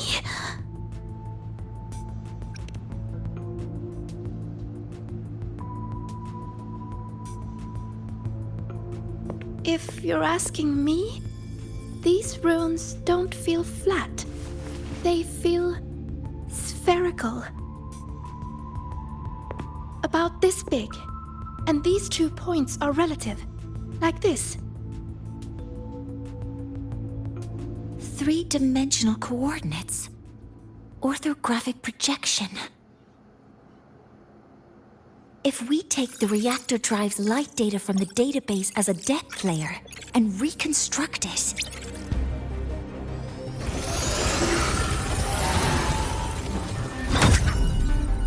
a map forms. The Royan ruins are conveying a spherical map.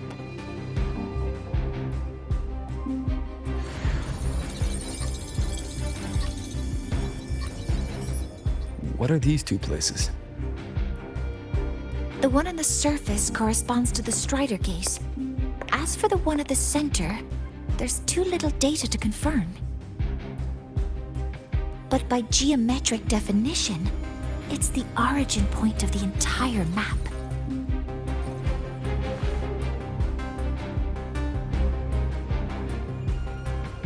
The Exostrider. That must be where it is in void space. It's the only thing that could survive there. The Lodestar Imyth was trying to show me. Contamination around the keystone is off the charts. You've got no viable spatial data. In other words, using the Strider Gate to get you to void space isn't an option. I remember Lucilla mentioning a sealed rift in the Dimor Plains. Yeah, right. Once Hiyuki from the Special Response Force breaks the seal, that could serve as a new entry point. But without the Exostrider, are you suggesting crossing the Strider Gate and searching for it yourself?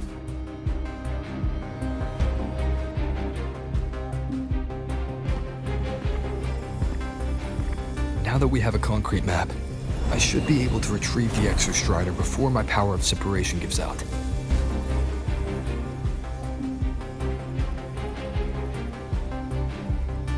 A compelling proposal.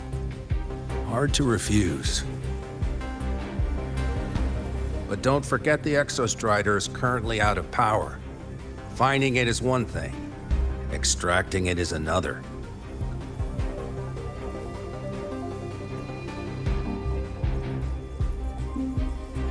We set a hard deadline. If I can transmit the Exostrider's coordinates to you before Duskville initiates, then tell me you'll consider entrusting the drive replica to us. Consider, huh? So you're handing the choice to us?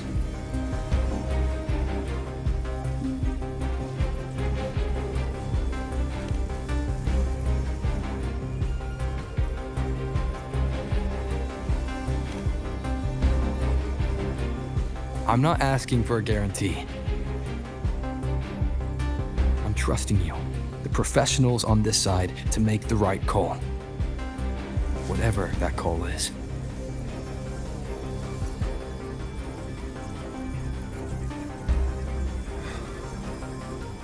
The Exostrider's value justifies the risk. I agree to your proposal.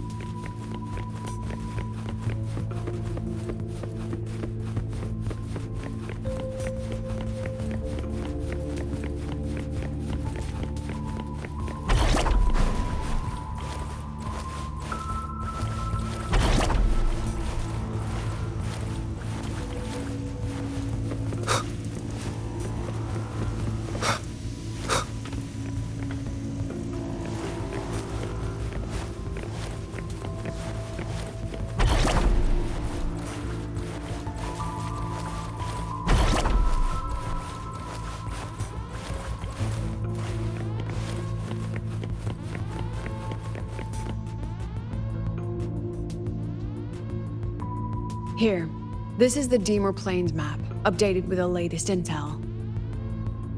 Be mindful of the contamination. It's not just the exoswarm or local life forms being affected.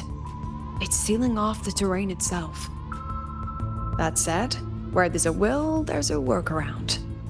Hiyuki found one, though took her some time. That Miko. Yes, she's been investigating the Deemer Plains in secret. You'll meet her there. She also asked me to tell you that she's run into the Fraxidus there, including the missing girl, Denia. Let's just say honesty is in her nature. She just thought you might want to know. Perhaps her way of showing she has no hidden agenda. Noted. I'll be leaving then. Wait. Look me in the eyes. Relax. It's my forte. You've seen it before. I will temper this moment into a bullet of memory, carved with your name, your face, and all you have been. What carries you is not only your own strength.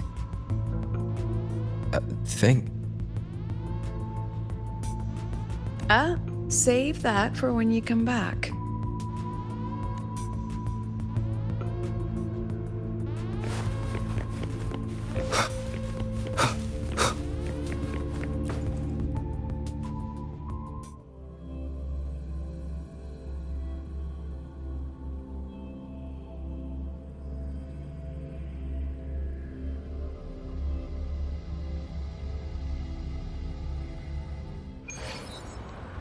An entry point hidden in the Deemer Plains.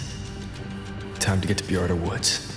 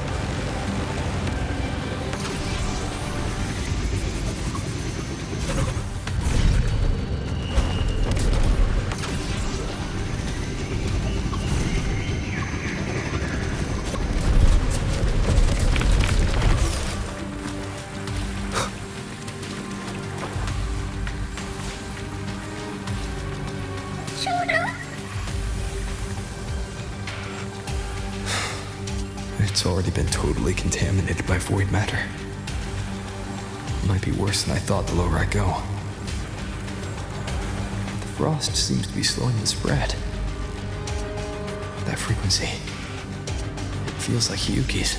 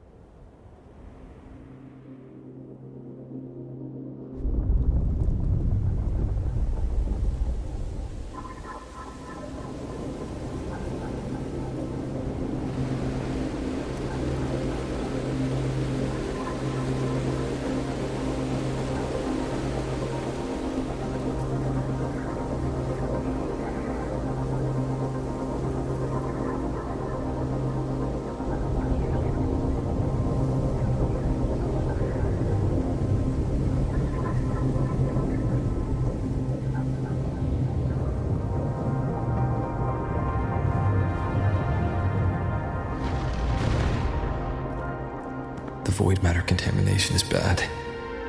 It's not looking good for the Solaskin.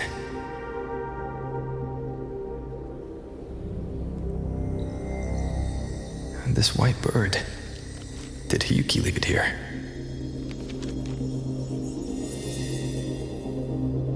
All right. Lead me to Hiyuki.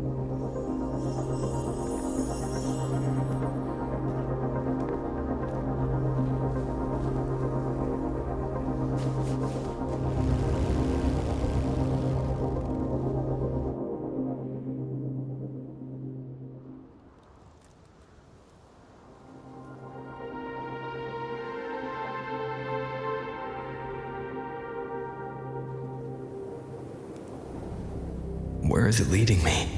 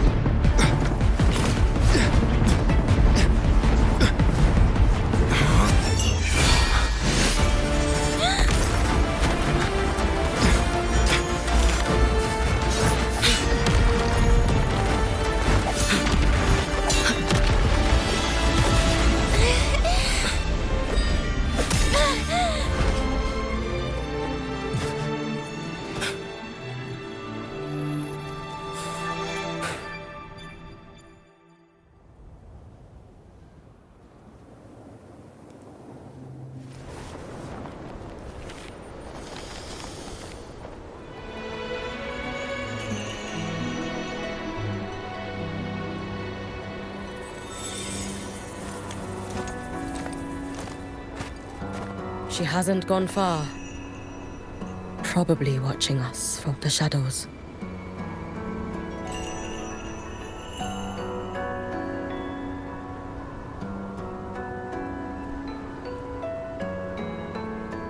She seemed like her grip is slipping. She was already like this when I last encountered her, shortly before the void matter surge.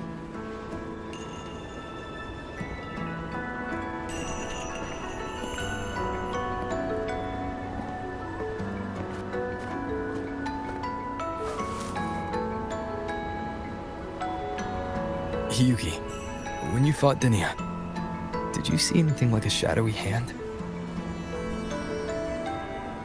Yes. Then Denia was behind the incident beyond the Strider Gate. Could she also be responsible for the Academy's void matter surge? Lucilla contacted me. She said you intend to return beyond Strider Gate. The roads here have been swallowed by void matter. There is no direct passage. Lucilla must have told you of the rift that appeared over a decade ago. Thinking back now, that was likely the Fraxidus' doing. Luke said the Grand Architect caused that rift. That was what led to Imeth's death in the simulator cockpit.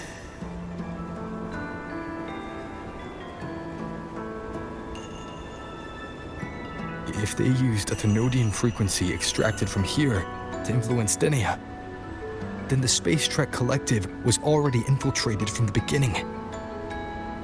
The Thenodian surge now could be their attempt to force the girl to master that power. Or perhaps that power within her has simply broken its leash. Long ago, I sealed a portion of my own power there to help aid the Solvane Heartwood resist the Thenodian. Break the seal, and you will pass through the rift to reach the void matter depths beyond it. Understood. I'm relying on you. Let's go. Time isn't on our side.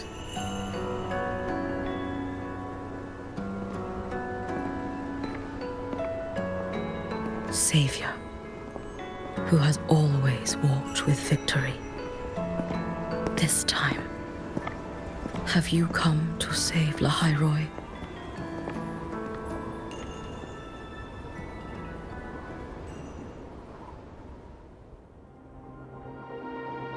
This is...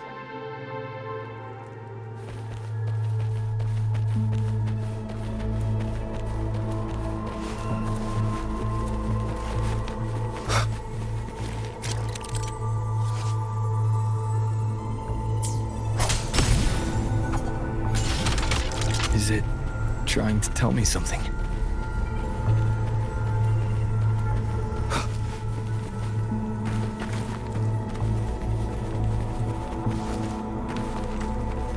Aleph 1 seems to hold little interest in anything besides humans. Most of the structures it devoured have drifted here.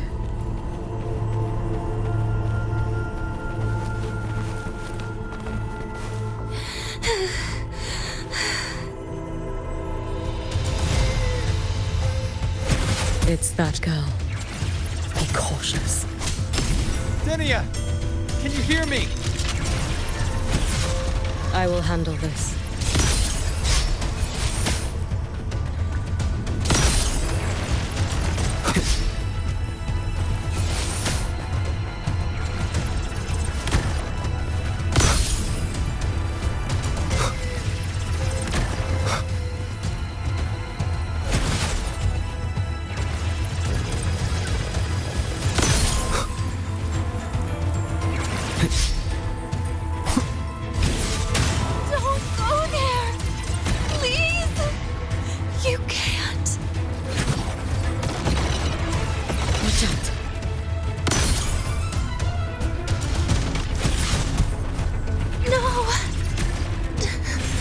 Let me handle this.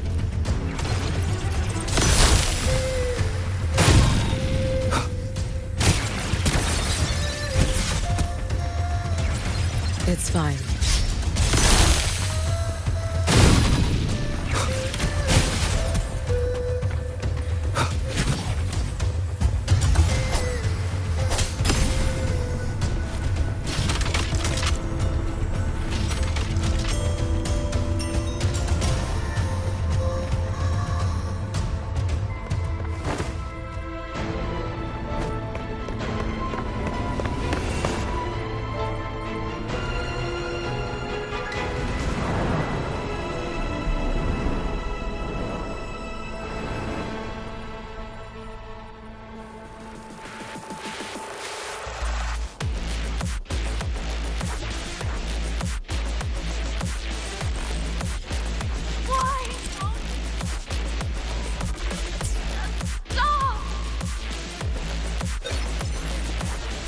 We need to use these blocks to make the climb. It will eat you.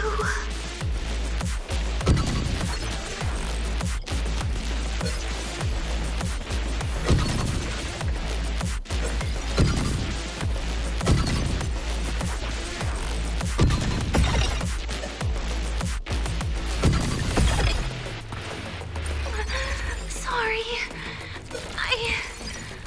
You really shouldn't go. I sent you away. So why? So it was you, Denia.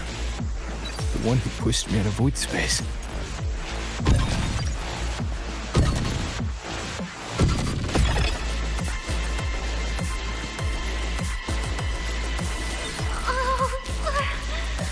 My head. It hurts.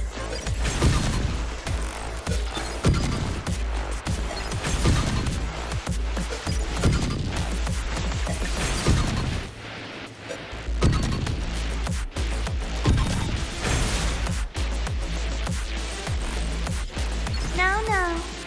Playtime's over.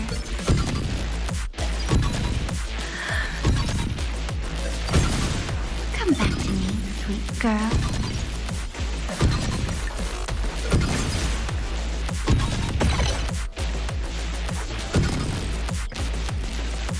No! Please! Don't eat me!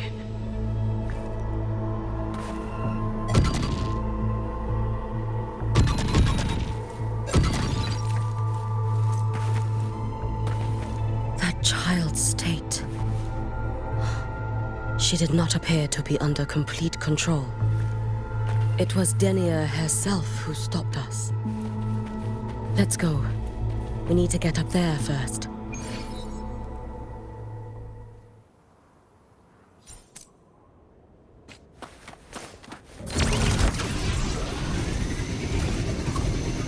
Have you been watching over Denia here?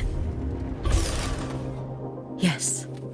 After I sensed the Thenodian's breach, I sent my Shiratori to trace it. That led me here, to her, in the Dina Plains. She remains under the Fraxidus' sway, but her actions just now betray her own will. She always hid in the void.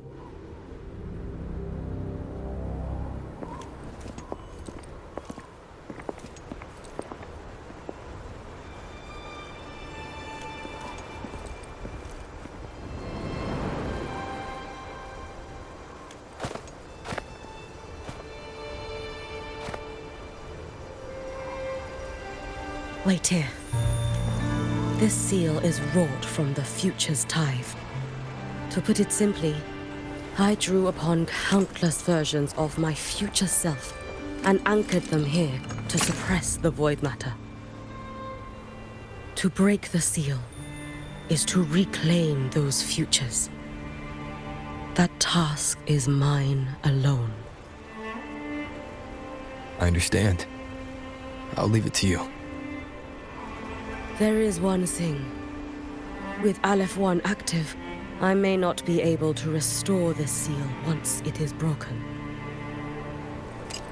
You choose the most perilous path at the most perilous time.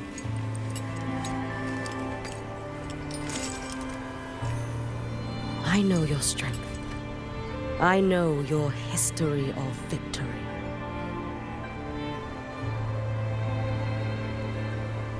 To take such a risk? Is it because you remain confident you will not fail?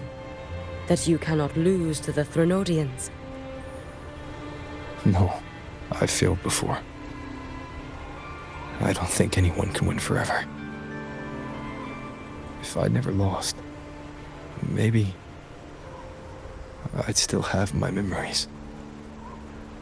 I wouldn't need to start over. Solaris would be free from the lament. I do this because I can. And because someone has to. And what if you fail?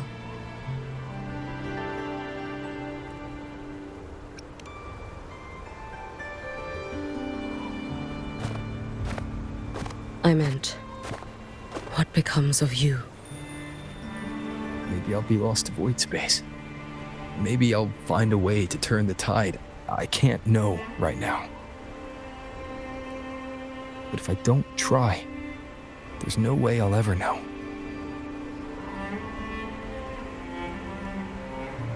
What makes me scared isn't coming up short.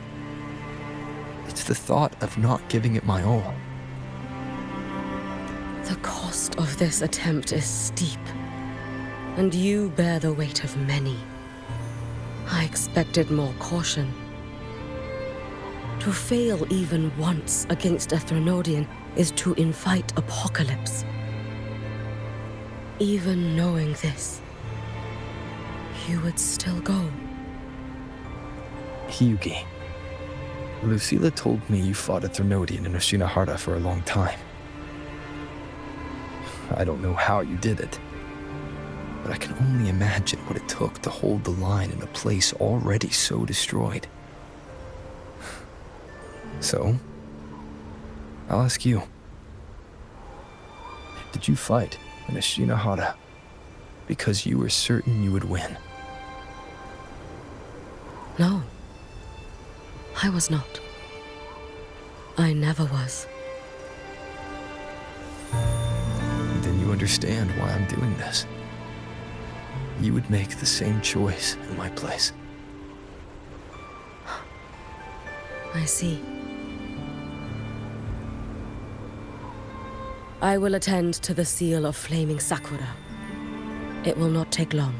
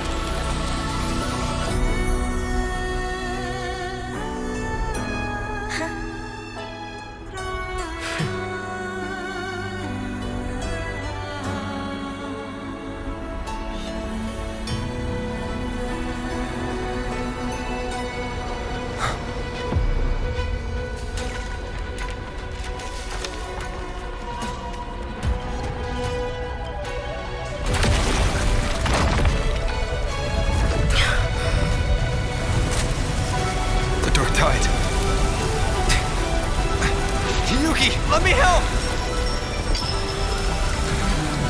No need. I must do this myself.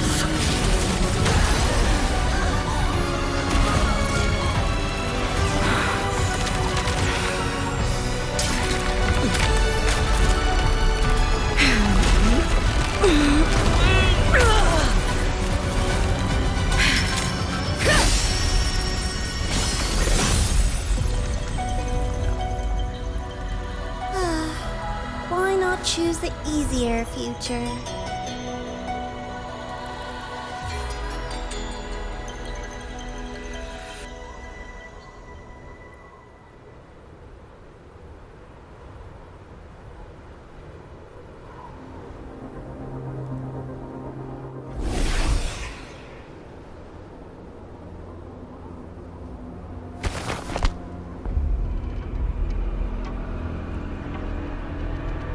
The girl. Oh, it's been a while, Miko of Flaming Sakura. And you as well, Rover. I burned my future as a Threnodian resonator. Your plan holds no meaning now. Every step in our dance has its purpose, Lady Miko. Our paths have crossed often, but in my design, this is our true introduction to each other. Because at last, I have a masterpiece, worthy of your attention. You infiltrated the collective for Dini and Hiyuki. You wanted Leviathan's power, to merge them into one. Denia was always a Fraxidus creation. She is honored to be used as intended. A creation? The Mia disappointment made me think.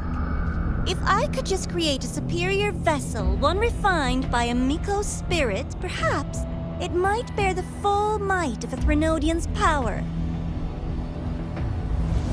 As for the outcome, you would know better than I, Lady Miko.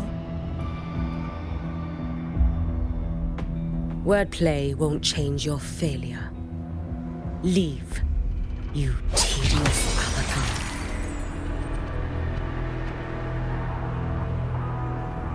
Failure? No. Listen, you two. I'm just showing Solaris another possibility. If we made one Denia, we can make another. And another. Until we hold a complete obedient Threnodian resonator in our hands. Your own borrowed future showed you that. A true Threnodian resonator will exist.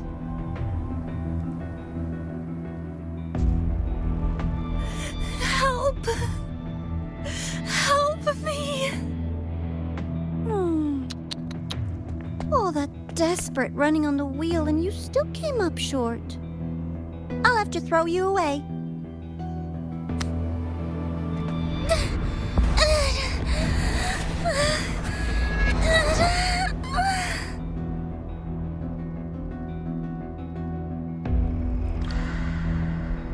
She can deny it all she likes, but the void in her heart is the same as Aleph One's.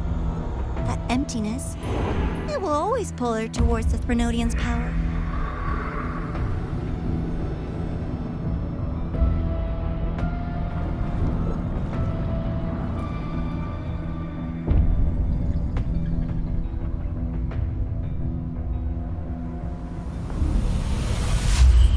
Chase her if you must.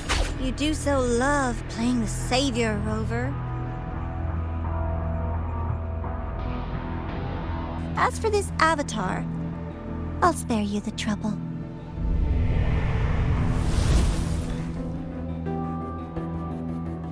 Wasting time on one of their avatars is pointless. Come on, Hiyuki. The seal is open. We have a job to do. Denia needs us.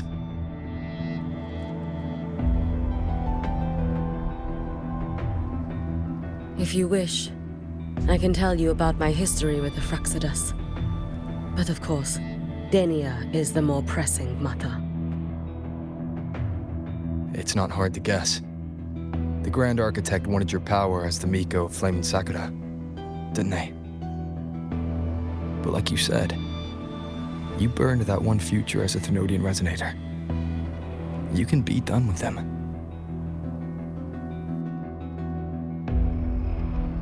Right now, Denia's state is what worries me.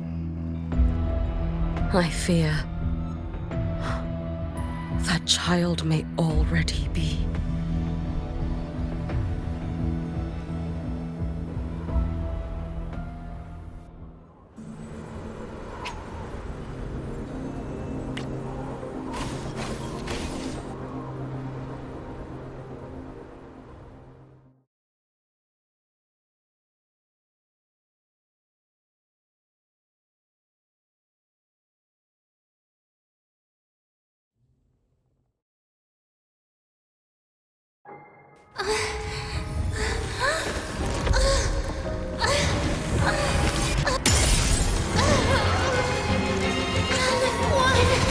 I curse you!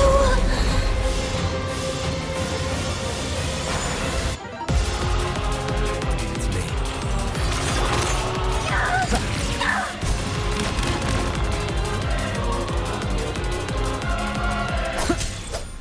You, the Space Truck Collective, all just running around. Hopefully this helps. Lend me your strength.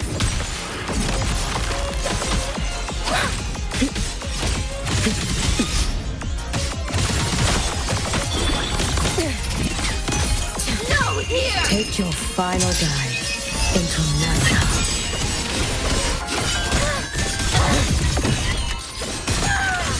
Brittle smoke, fading blue. Wait for the moment. Wind calm, waves follow.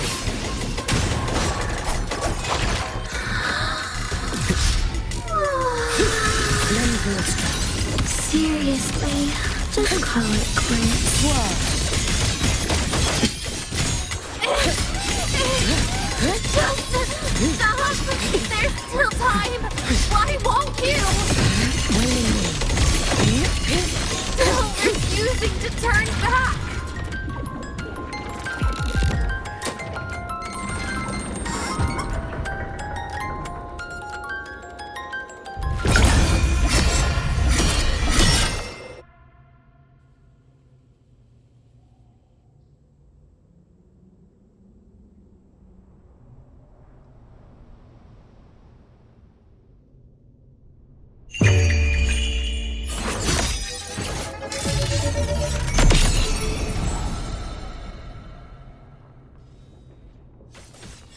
Lend me your strength.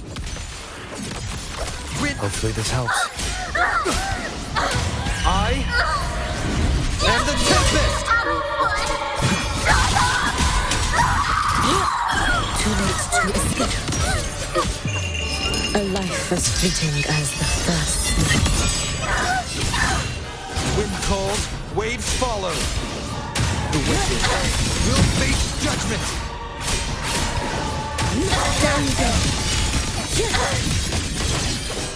Lend me your strength.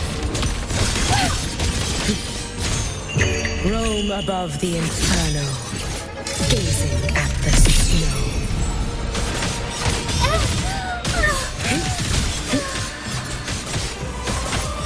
Hopefully this helps. Wind calls, waves fall. Waves rise. Judgment strikes!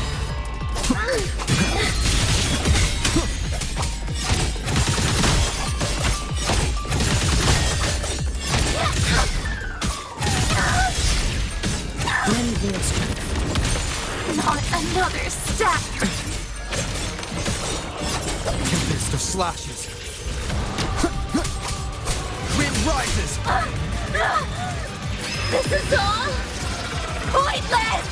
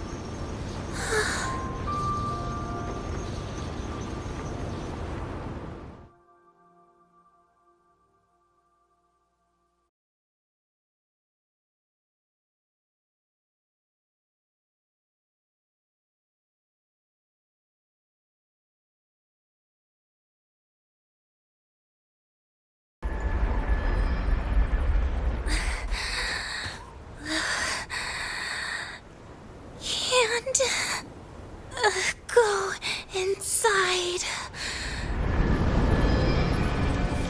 Rest now. Do not worry. The void matter frequency within her has weakened. She will recover.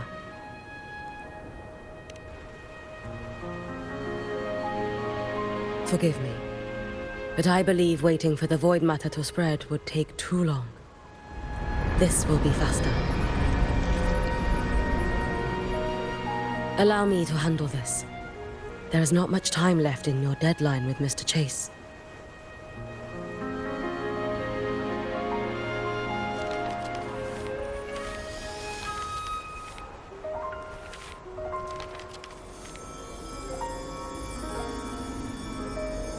My Shiratori can guide you through void matter, but the concentrations here go beyond its strength. So I will draw upon a future where I learned to fully channel its power. It will protect you and help you find the path you seek.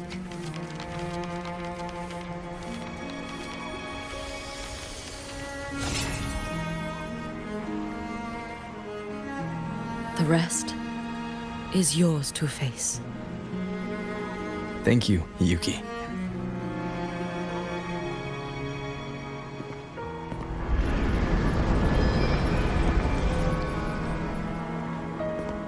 I've read the Space Trek Collector's report on Imeth.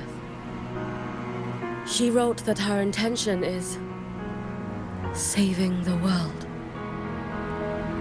Lucilla said you are her family. I suppose you must be the reason she held that vision.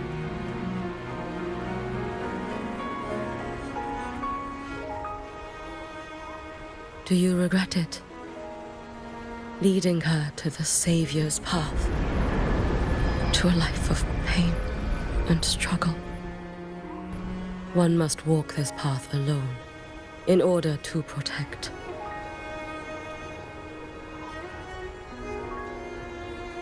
And those who walk it out of admiration will lose themselves in the Maya. No, Yuki. I don't seek Imeth to confess my regrets.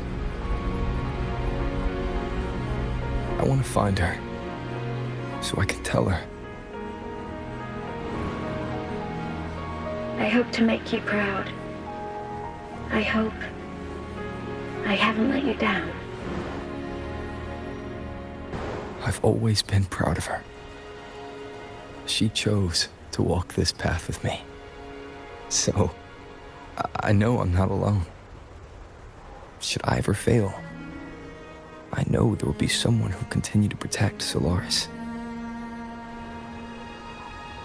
With your extraordinary strength, that is indeed possible. But for those who are too weak to save others, there is only futility waiting at the end. As I learned when I failed to save Ashinohara, all I can do now is hold my Sutsu tightly to ensure that after Hiyuki, there will be no more Miko of Flaming Sakura. That is all that remains.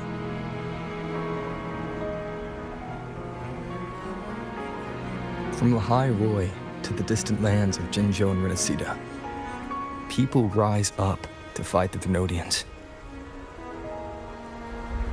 I've been a part of that fight. But to pretend I'm the only reason they're standing, that everything fails if I do, that's arrogance. It's an insult to everyone else choosing to stand their ground.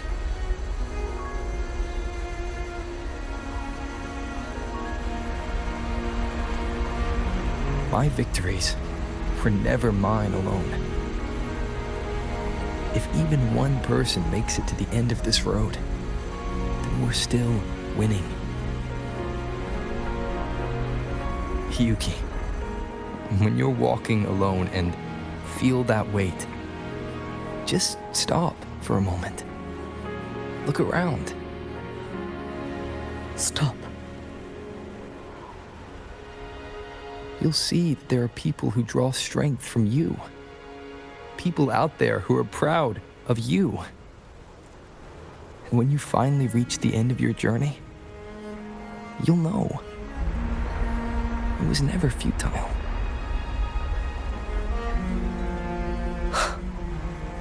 How enviably brilliant.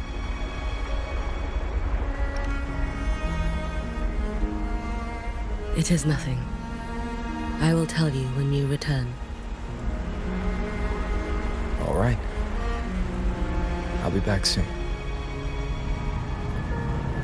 I will hold the line here until Duskvale initiates. I will wait for you. Together. With everyone.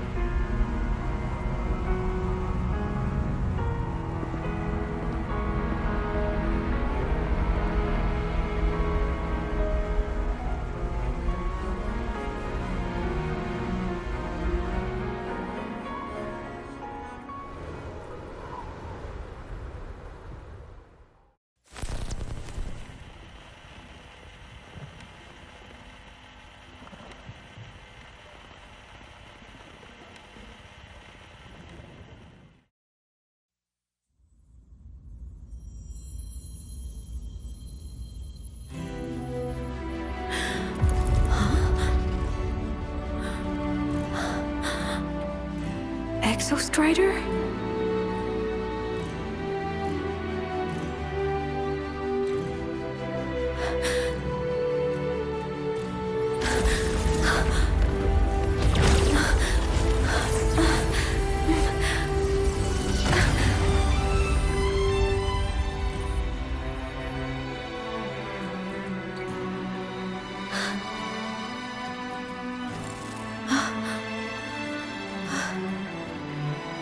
Someone consumed by void matter.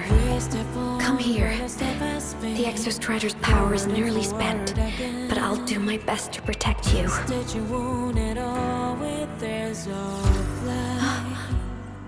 This This frequency. No! Your existence is already nearly...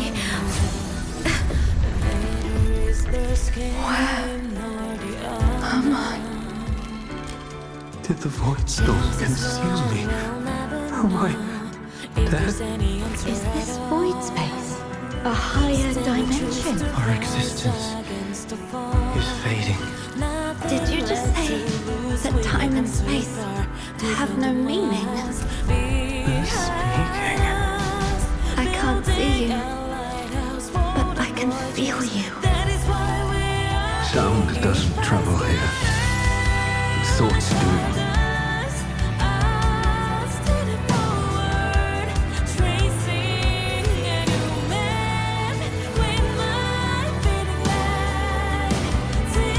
The Exostrider?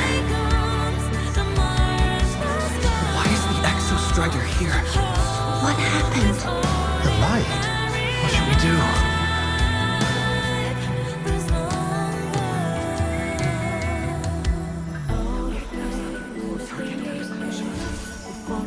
It's too dangerous, too dangerous. What are you doing? This is meaningless. That's enough. It's futile. Our lives already ended in the void. I heard the Exostrider's cry for help. I want to find it. Time and space don't mean a thing. We'll never reach it. I know what the Exostrider means to the High Roy, but This is meaningless. You want to give save up. it? How?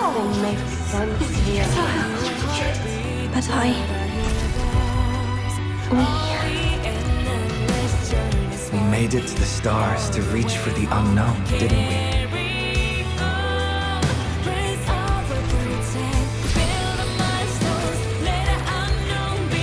Just another step on a long road of discovery. You. This is where we came from. A space-time coordinate with the Exostrider as the origin? But that's impossible inside a black hole.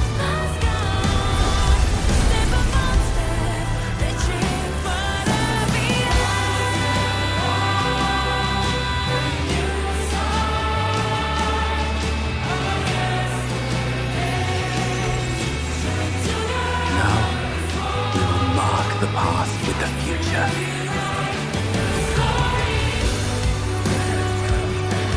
Thank you. You charted the unknown with your lives. I'll make sure it's not in vain.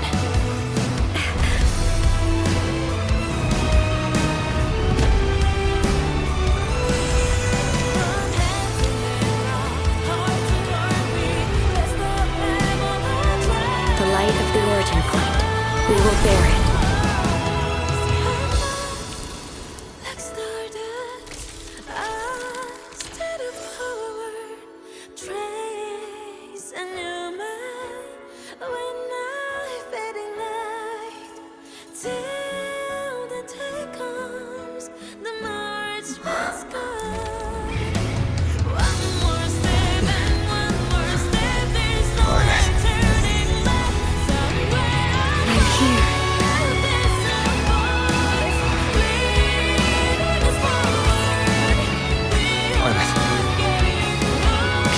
Drive replica here.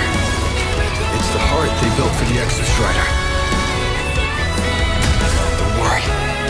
This time, we'll save the world together. Okay.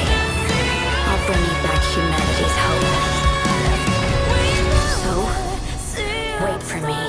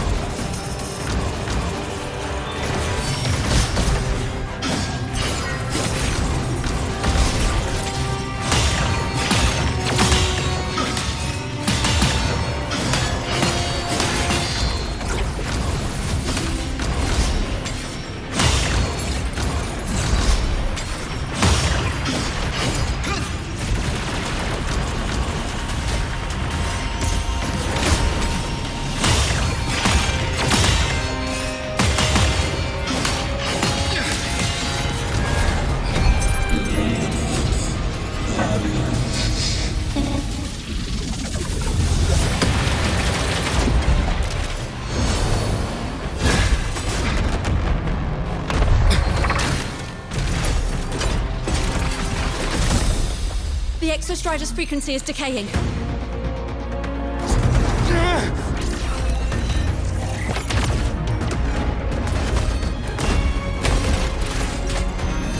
Its reading is about to flatline.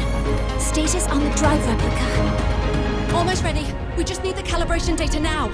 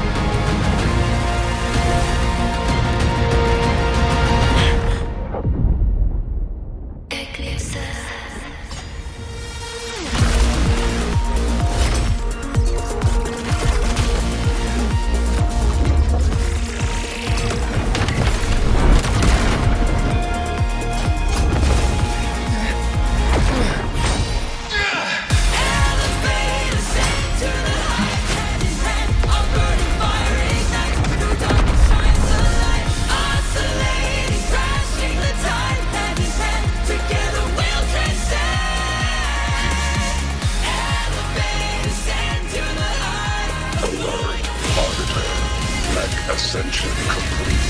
Systems at peak. Ready to re-engage enemies. Exostrider, you're awake. Assessment. A human heart is now operational within me. I can now speak with their voice. In Frostlands, where civilization should not have taken root, the collective was born. A will to explore what lies beyond. They have chosen me.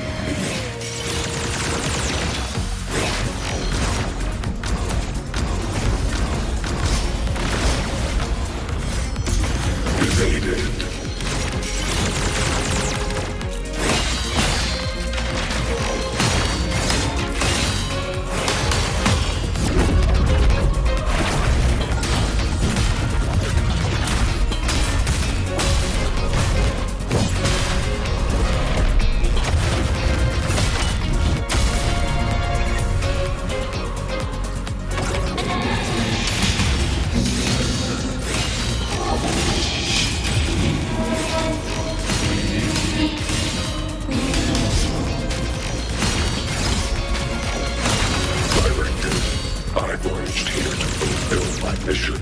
Life on this planet has the right to explore the vastness of the cosmos. You see the civilizations across the stars only as food to quiet your hunger. You cannot comprehend the will that drives them.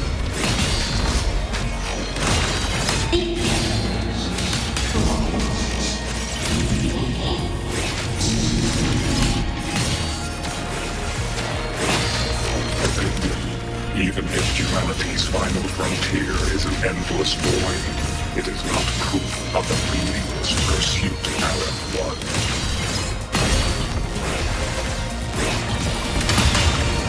Engage.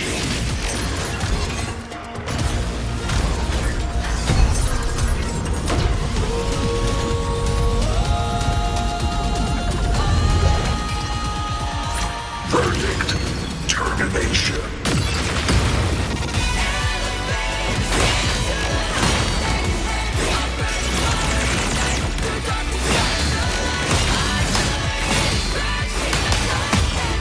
Gravity module.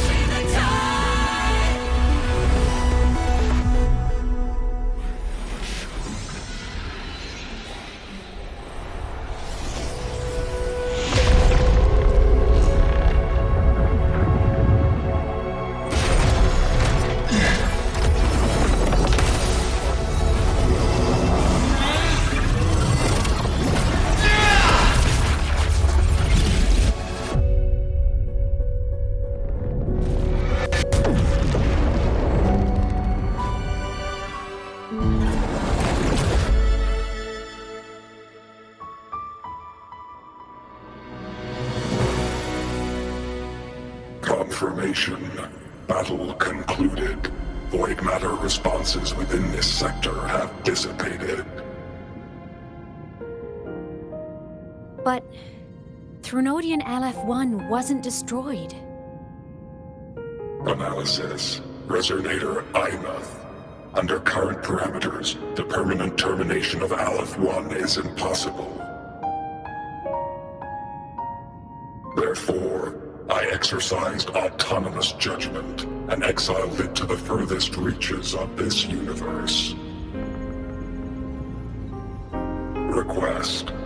Arbiter, permission to remain. Before your final judgment, allow me to submit a log of my experience in the High Roy.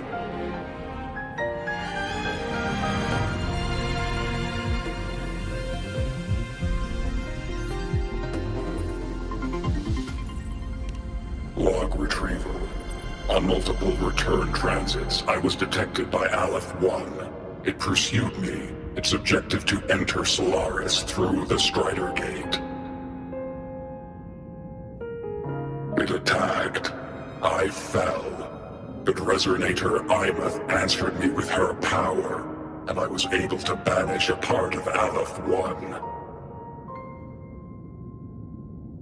I should have initiated a full system seal to await repairs, but I saw countless pairs of terrified eyes. Discovery. The Roya in the Frostland stood helpless before the Threnodians' void matter calamity.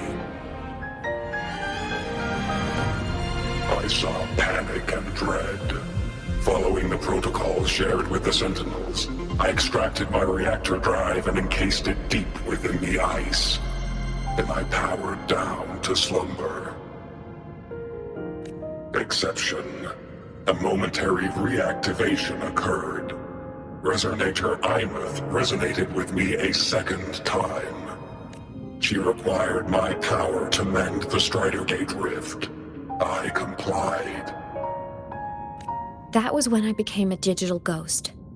But was that the second time we resonated? Or the first? Initial assessment. Upon reactivation, standard procedure was to request your retreat. Direct engagement with Aleph-1 was a tactical irrationality. But the human heart granted me a voice. The will of this civilization gave me the strength to stand with you. Component analysis. This drive replica forged by humans is crude and fragile compared to my original drive. I can feel each one of its pulse cycles, violent, eroding itself with every beat. The shrill, grating friction of wear. This is the first time I have ever heard myself. A heartbeat bestowed upon me by them. With this heart installed, I have acquired capabilities previously undocumented outside the Sentinel Mech series. Projection. Given Threnodian Aleph-1's abilities, we must assume it retains the capacity to return. Once the Strider Gate is fully sealed, I will remain on this side as its guardian. I will bar its re-entry into Solaris. Request. Arbiter, I was born from humanity's hope. Please permit me to remain here and protect them until this heart ceases to beat. Query. Resonator Imuth, are you willing to accept a portion of my power? When I first arrived in the High Roy, your assistance allowed me to seal the Threnodian beyond the Strider Gate.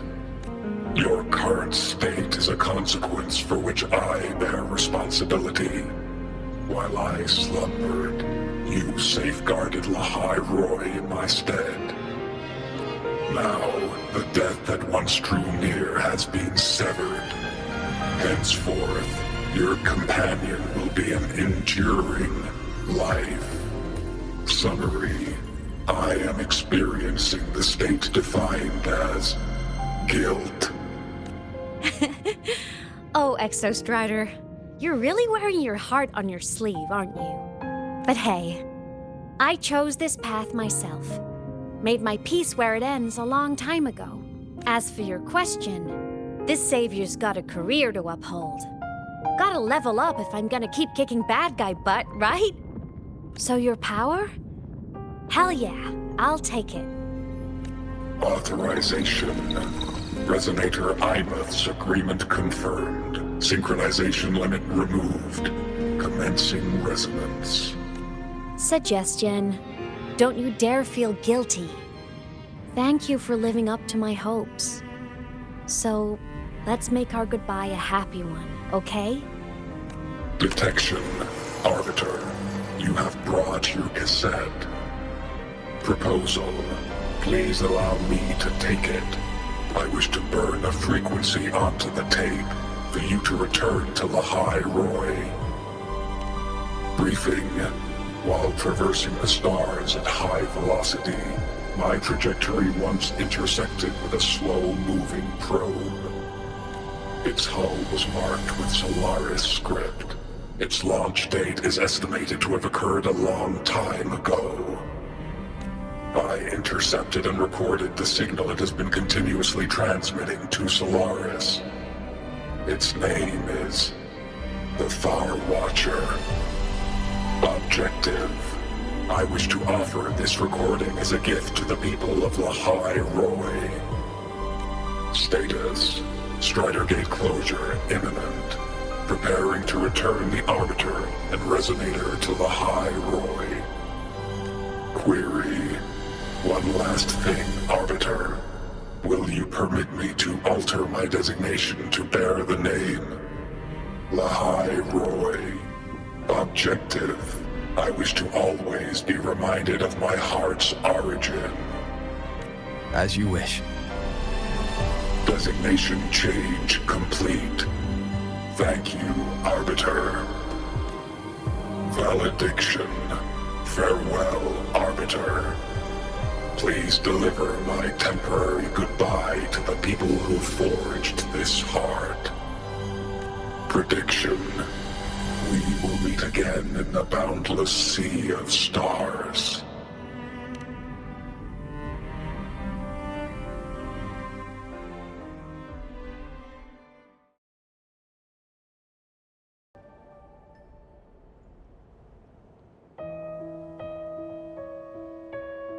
It's been so long since I last saw Solaris.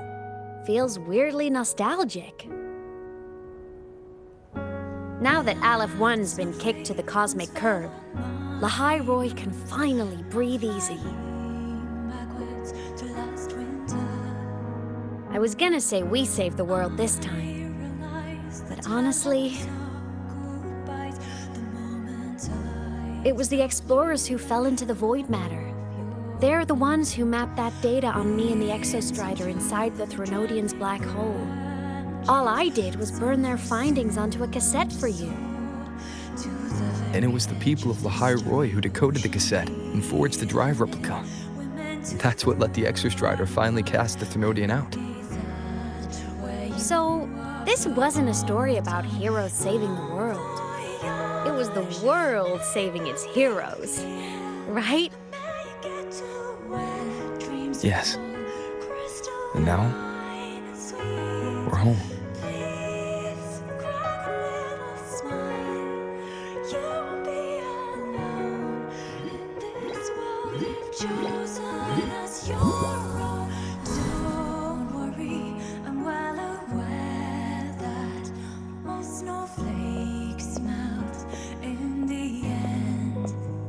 You're back. Yeah. I'm back now.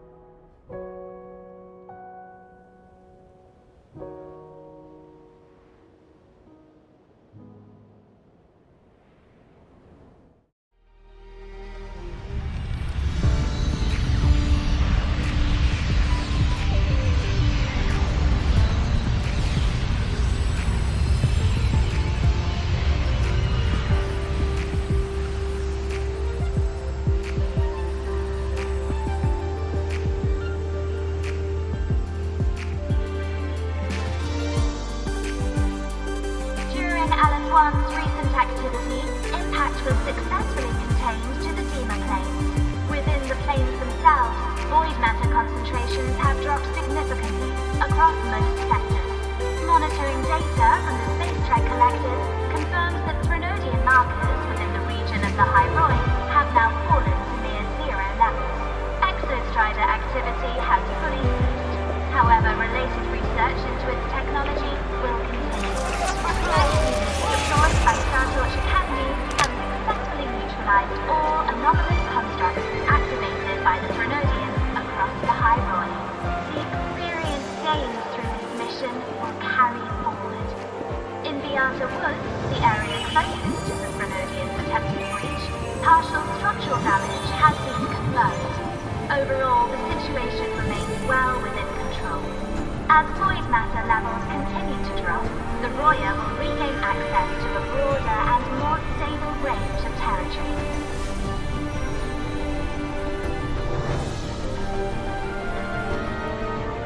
Once shrouded in void matter, the High Roy now stands restored. This was made possible by the choice of every last explorer.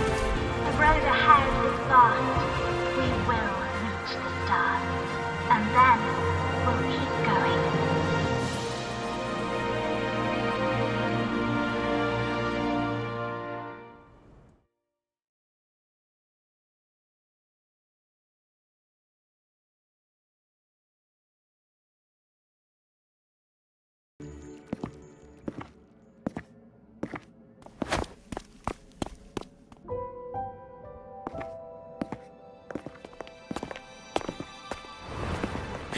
You made it!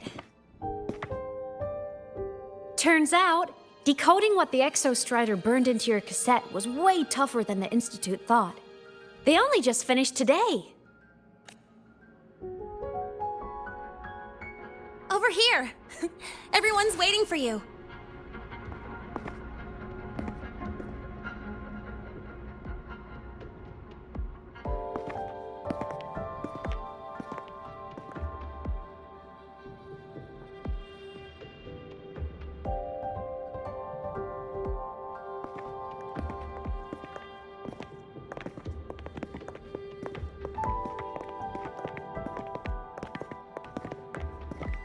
What could it possibly be? Oh, I can't wait to find out.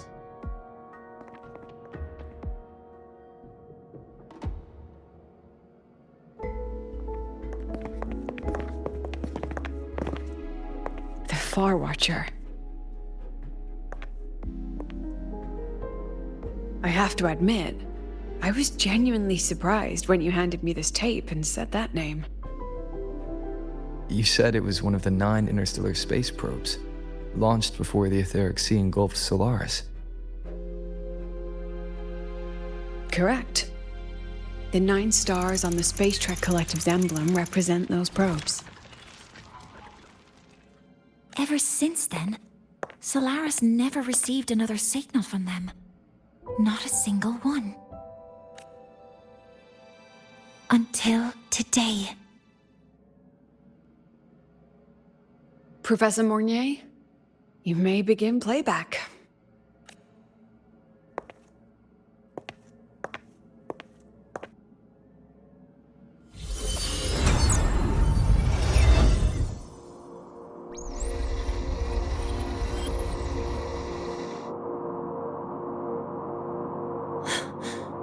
This sounds like white noise. Judging by the cassette's data, they're sounds the Far Watcher recorded while drifting through different galaxies. Sounds that have been lost to us for centuries. Silenced by the etheric sea. So that's why the Exostrider wanted to give these recordings to the explorers of Lahai Roy today. Because this is a gift from light years away, sent by the explorers of Lahai Roy's past.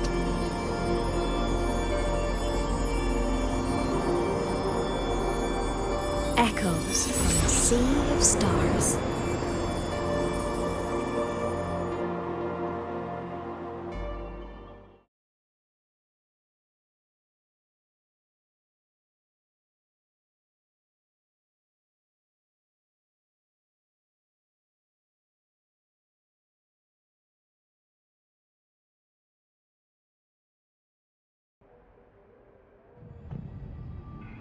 The Space Trek Collective has taken in that Denia girl, just as you wished, Grand Architect. Good. Just let them care for the little doll for now. Such an extraordinary performance. I'm sure I can find another role for her later. All retrieved data has been processed, awaiting review at your leisure. May I ask what you plan to do next?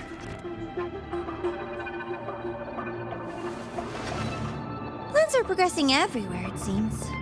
I've dallied in La Roy long enough. Time to stretch my legs. Cristoforo, be a dear and run a message to Eris in the new Federation for me. Understood. Though I suspect the Vice Architect will begrudge once more your sending me to disturb their precious quiet. Oh, and will you require me to draft a prologue for your characters? No need. I'll pay for Lova a visit myself first. That will be all for now. This body tires so easily. Remember to give her a silent ending.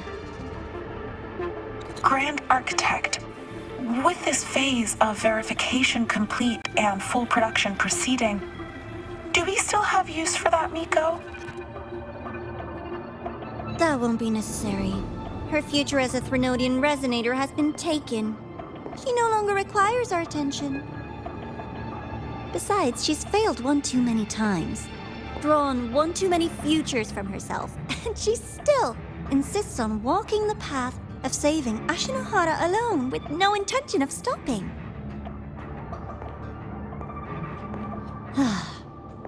Every step she takes only deepens that obsession. After countless cycles of failure, she too will be reduced to ashes by her own vow, just like her sister. That reminds me. Zashiki Warashi has brought us some rather interesting news.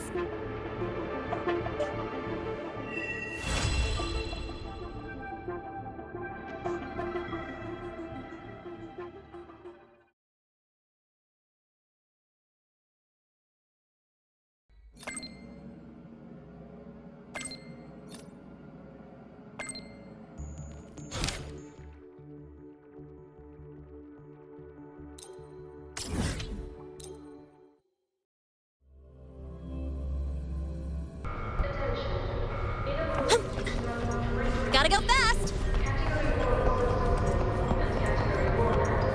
Fast? No, quick.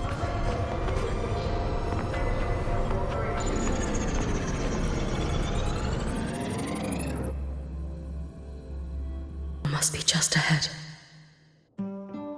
This was Honami's last rite of purging.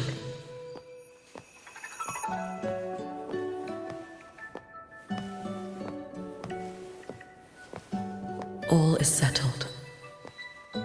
Only one final thing remains. I have truly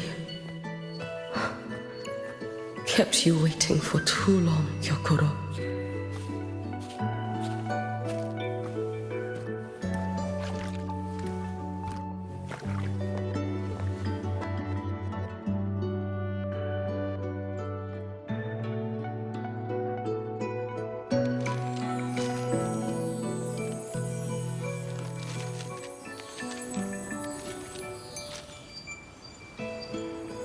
Finally came to see me.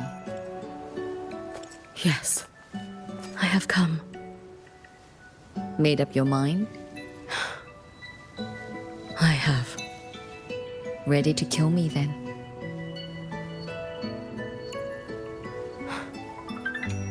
Yes. Oh, has my little Hiyuki grown so confident that she can best me without even drawing her blade? Now, don't forget who taught the Miko of Eternal Flaming Sakura. Can't show a little respect to your elder? You call what you did to me teaching, Gyokuro?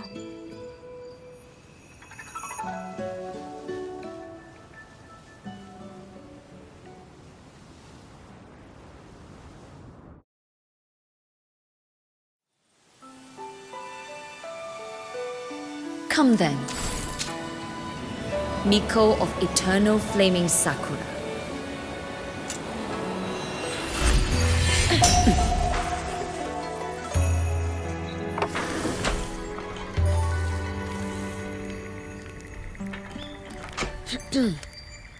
Calm yourself. A restless heart makes for unsteady hands. But I do not wish to learn this. Then what do you wish to learn?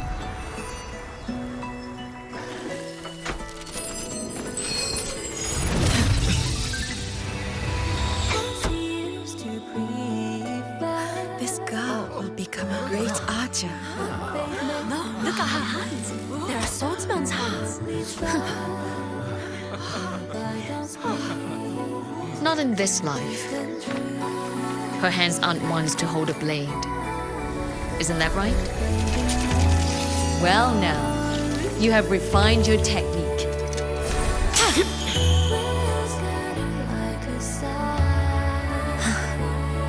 Hiyuki, do not let the Sutsu bind your fate.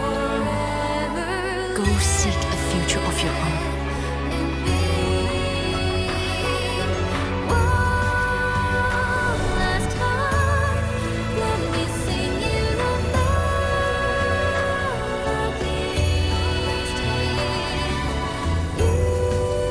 Focus, Hiyuki. Survive this strike and reach your tomorrow.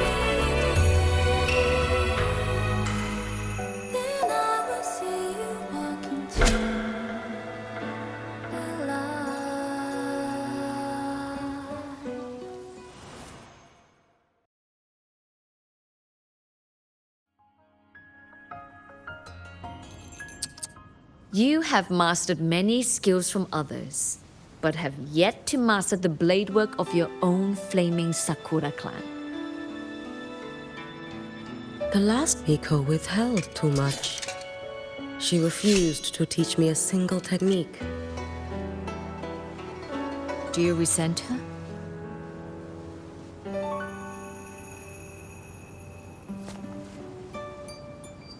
I do. Even now? Every moment.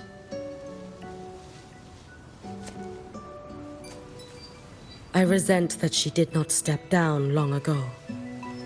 Instead, she burned every future she had and left nothing behind. Not even ashes. I resent that she did not pass her skills to me. That she sent me away each time she trained. Now, there is nothing of her left in me. Hiyuki. I resent that she always told me to be myself, yet chose a death that was nothing like herself. And you resent that even after dying? She lingered as a spirit, waiting only for you to send her on. I was being cruel, wasn't I? It's just, I couldn't let my fear go. No one understood the scale of your gift, Hiyuki. Your potential to tame even a Threnodian. If you drew such a future, would everything not become much easier? Gyokuro, Shh. As long as it comes from your own heart and will, any future you choose is acceptable.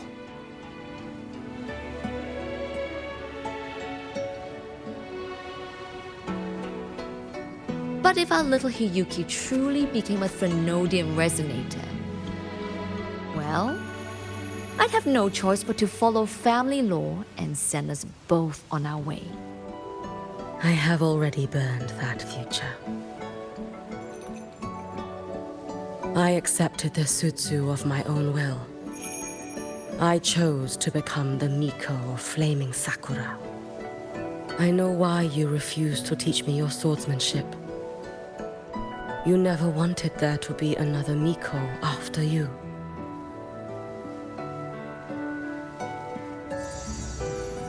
I will fulfill that wish, sister.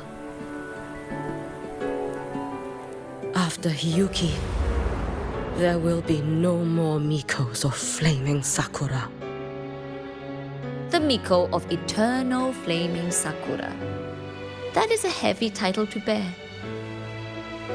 It is.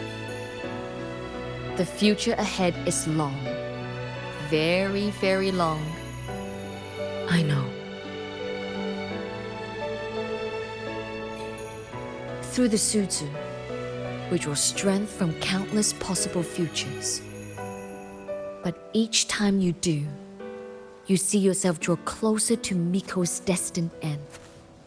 A future burned to cinders, leaving nothing behind.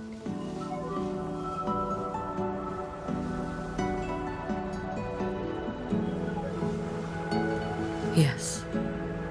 And before that destined end arrives, I will find a way to drive back the Threnodian, so that Gyokoro may simply be Gyokoro, so that Hiyuki may simply be Hiyuki, so that Ashinahara will no longer need a Miko of flaming Sakura. You have grown up, a little Hiyuki.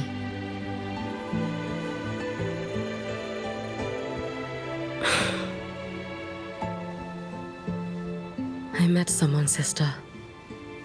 Unlike me, who failed Ashinahara. He always finds a way to save. That must be difficult for you to bear, little Hiyuki. Yes. At first, it was. Hearing tales of his exploits, I felt a deep admiration. No. Perhaps it was closer to jealousy. I thought, if only I possessed his strength, then my days would not be filled with regret. Ashinahara would be saved. And I, in the peace that followed, could have lived an ordinary life. But upon meeting him, I came to understand. Even a great savior carries many pains and failures. And the path of a savior is walked not alone, but alongside countless others. Gyokoro. Yes? I have always admired you as the Miko of flaming Sakura. And I have always held you in the highest honor. Even if one day I am burned to ashes, because of you, because of him, because they all exist, I am never truly alone.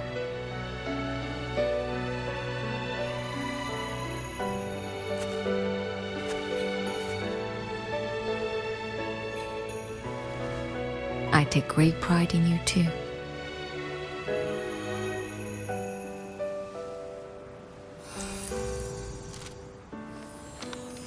Go on, Shiratori. Fly to where your heart desires. May the day come when you, too, step into spring as freely as anyone in this world.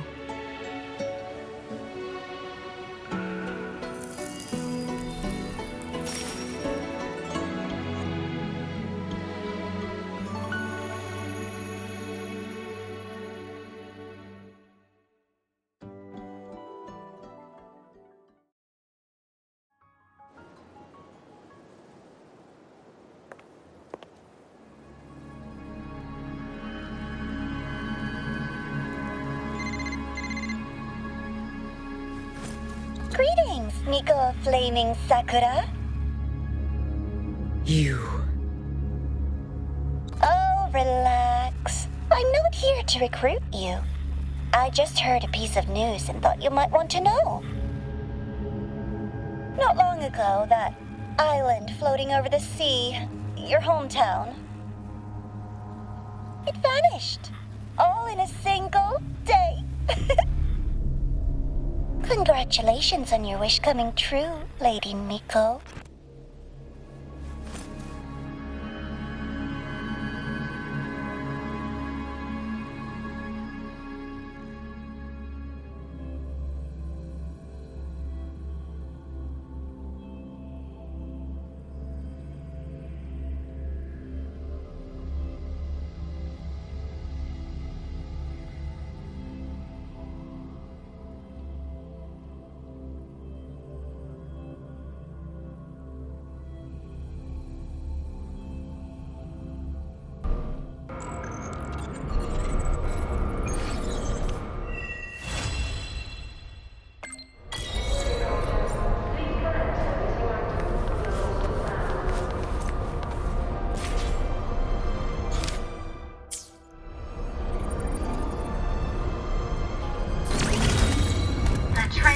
Star Torch Academy and the Frostlands will be...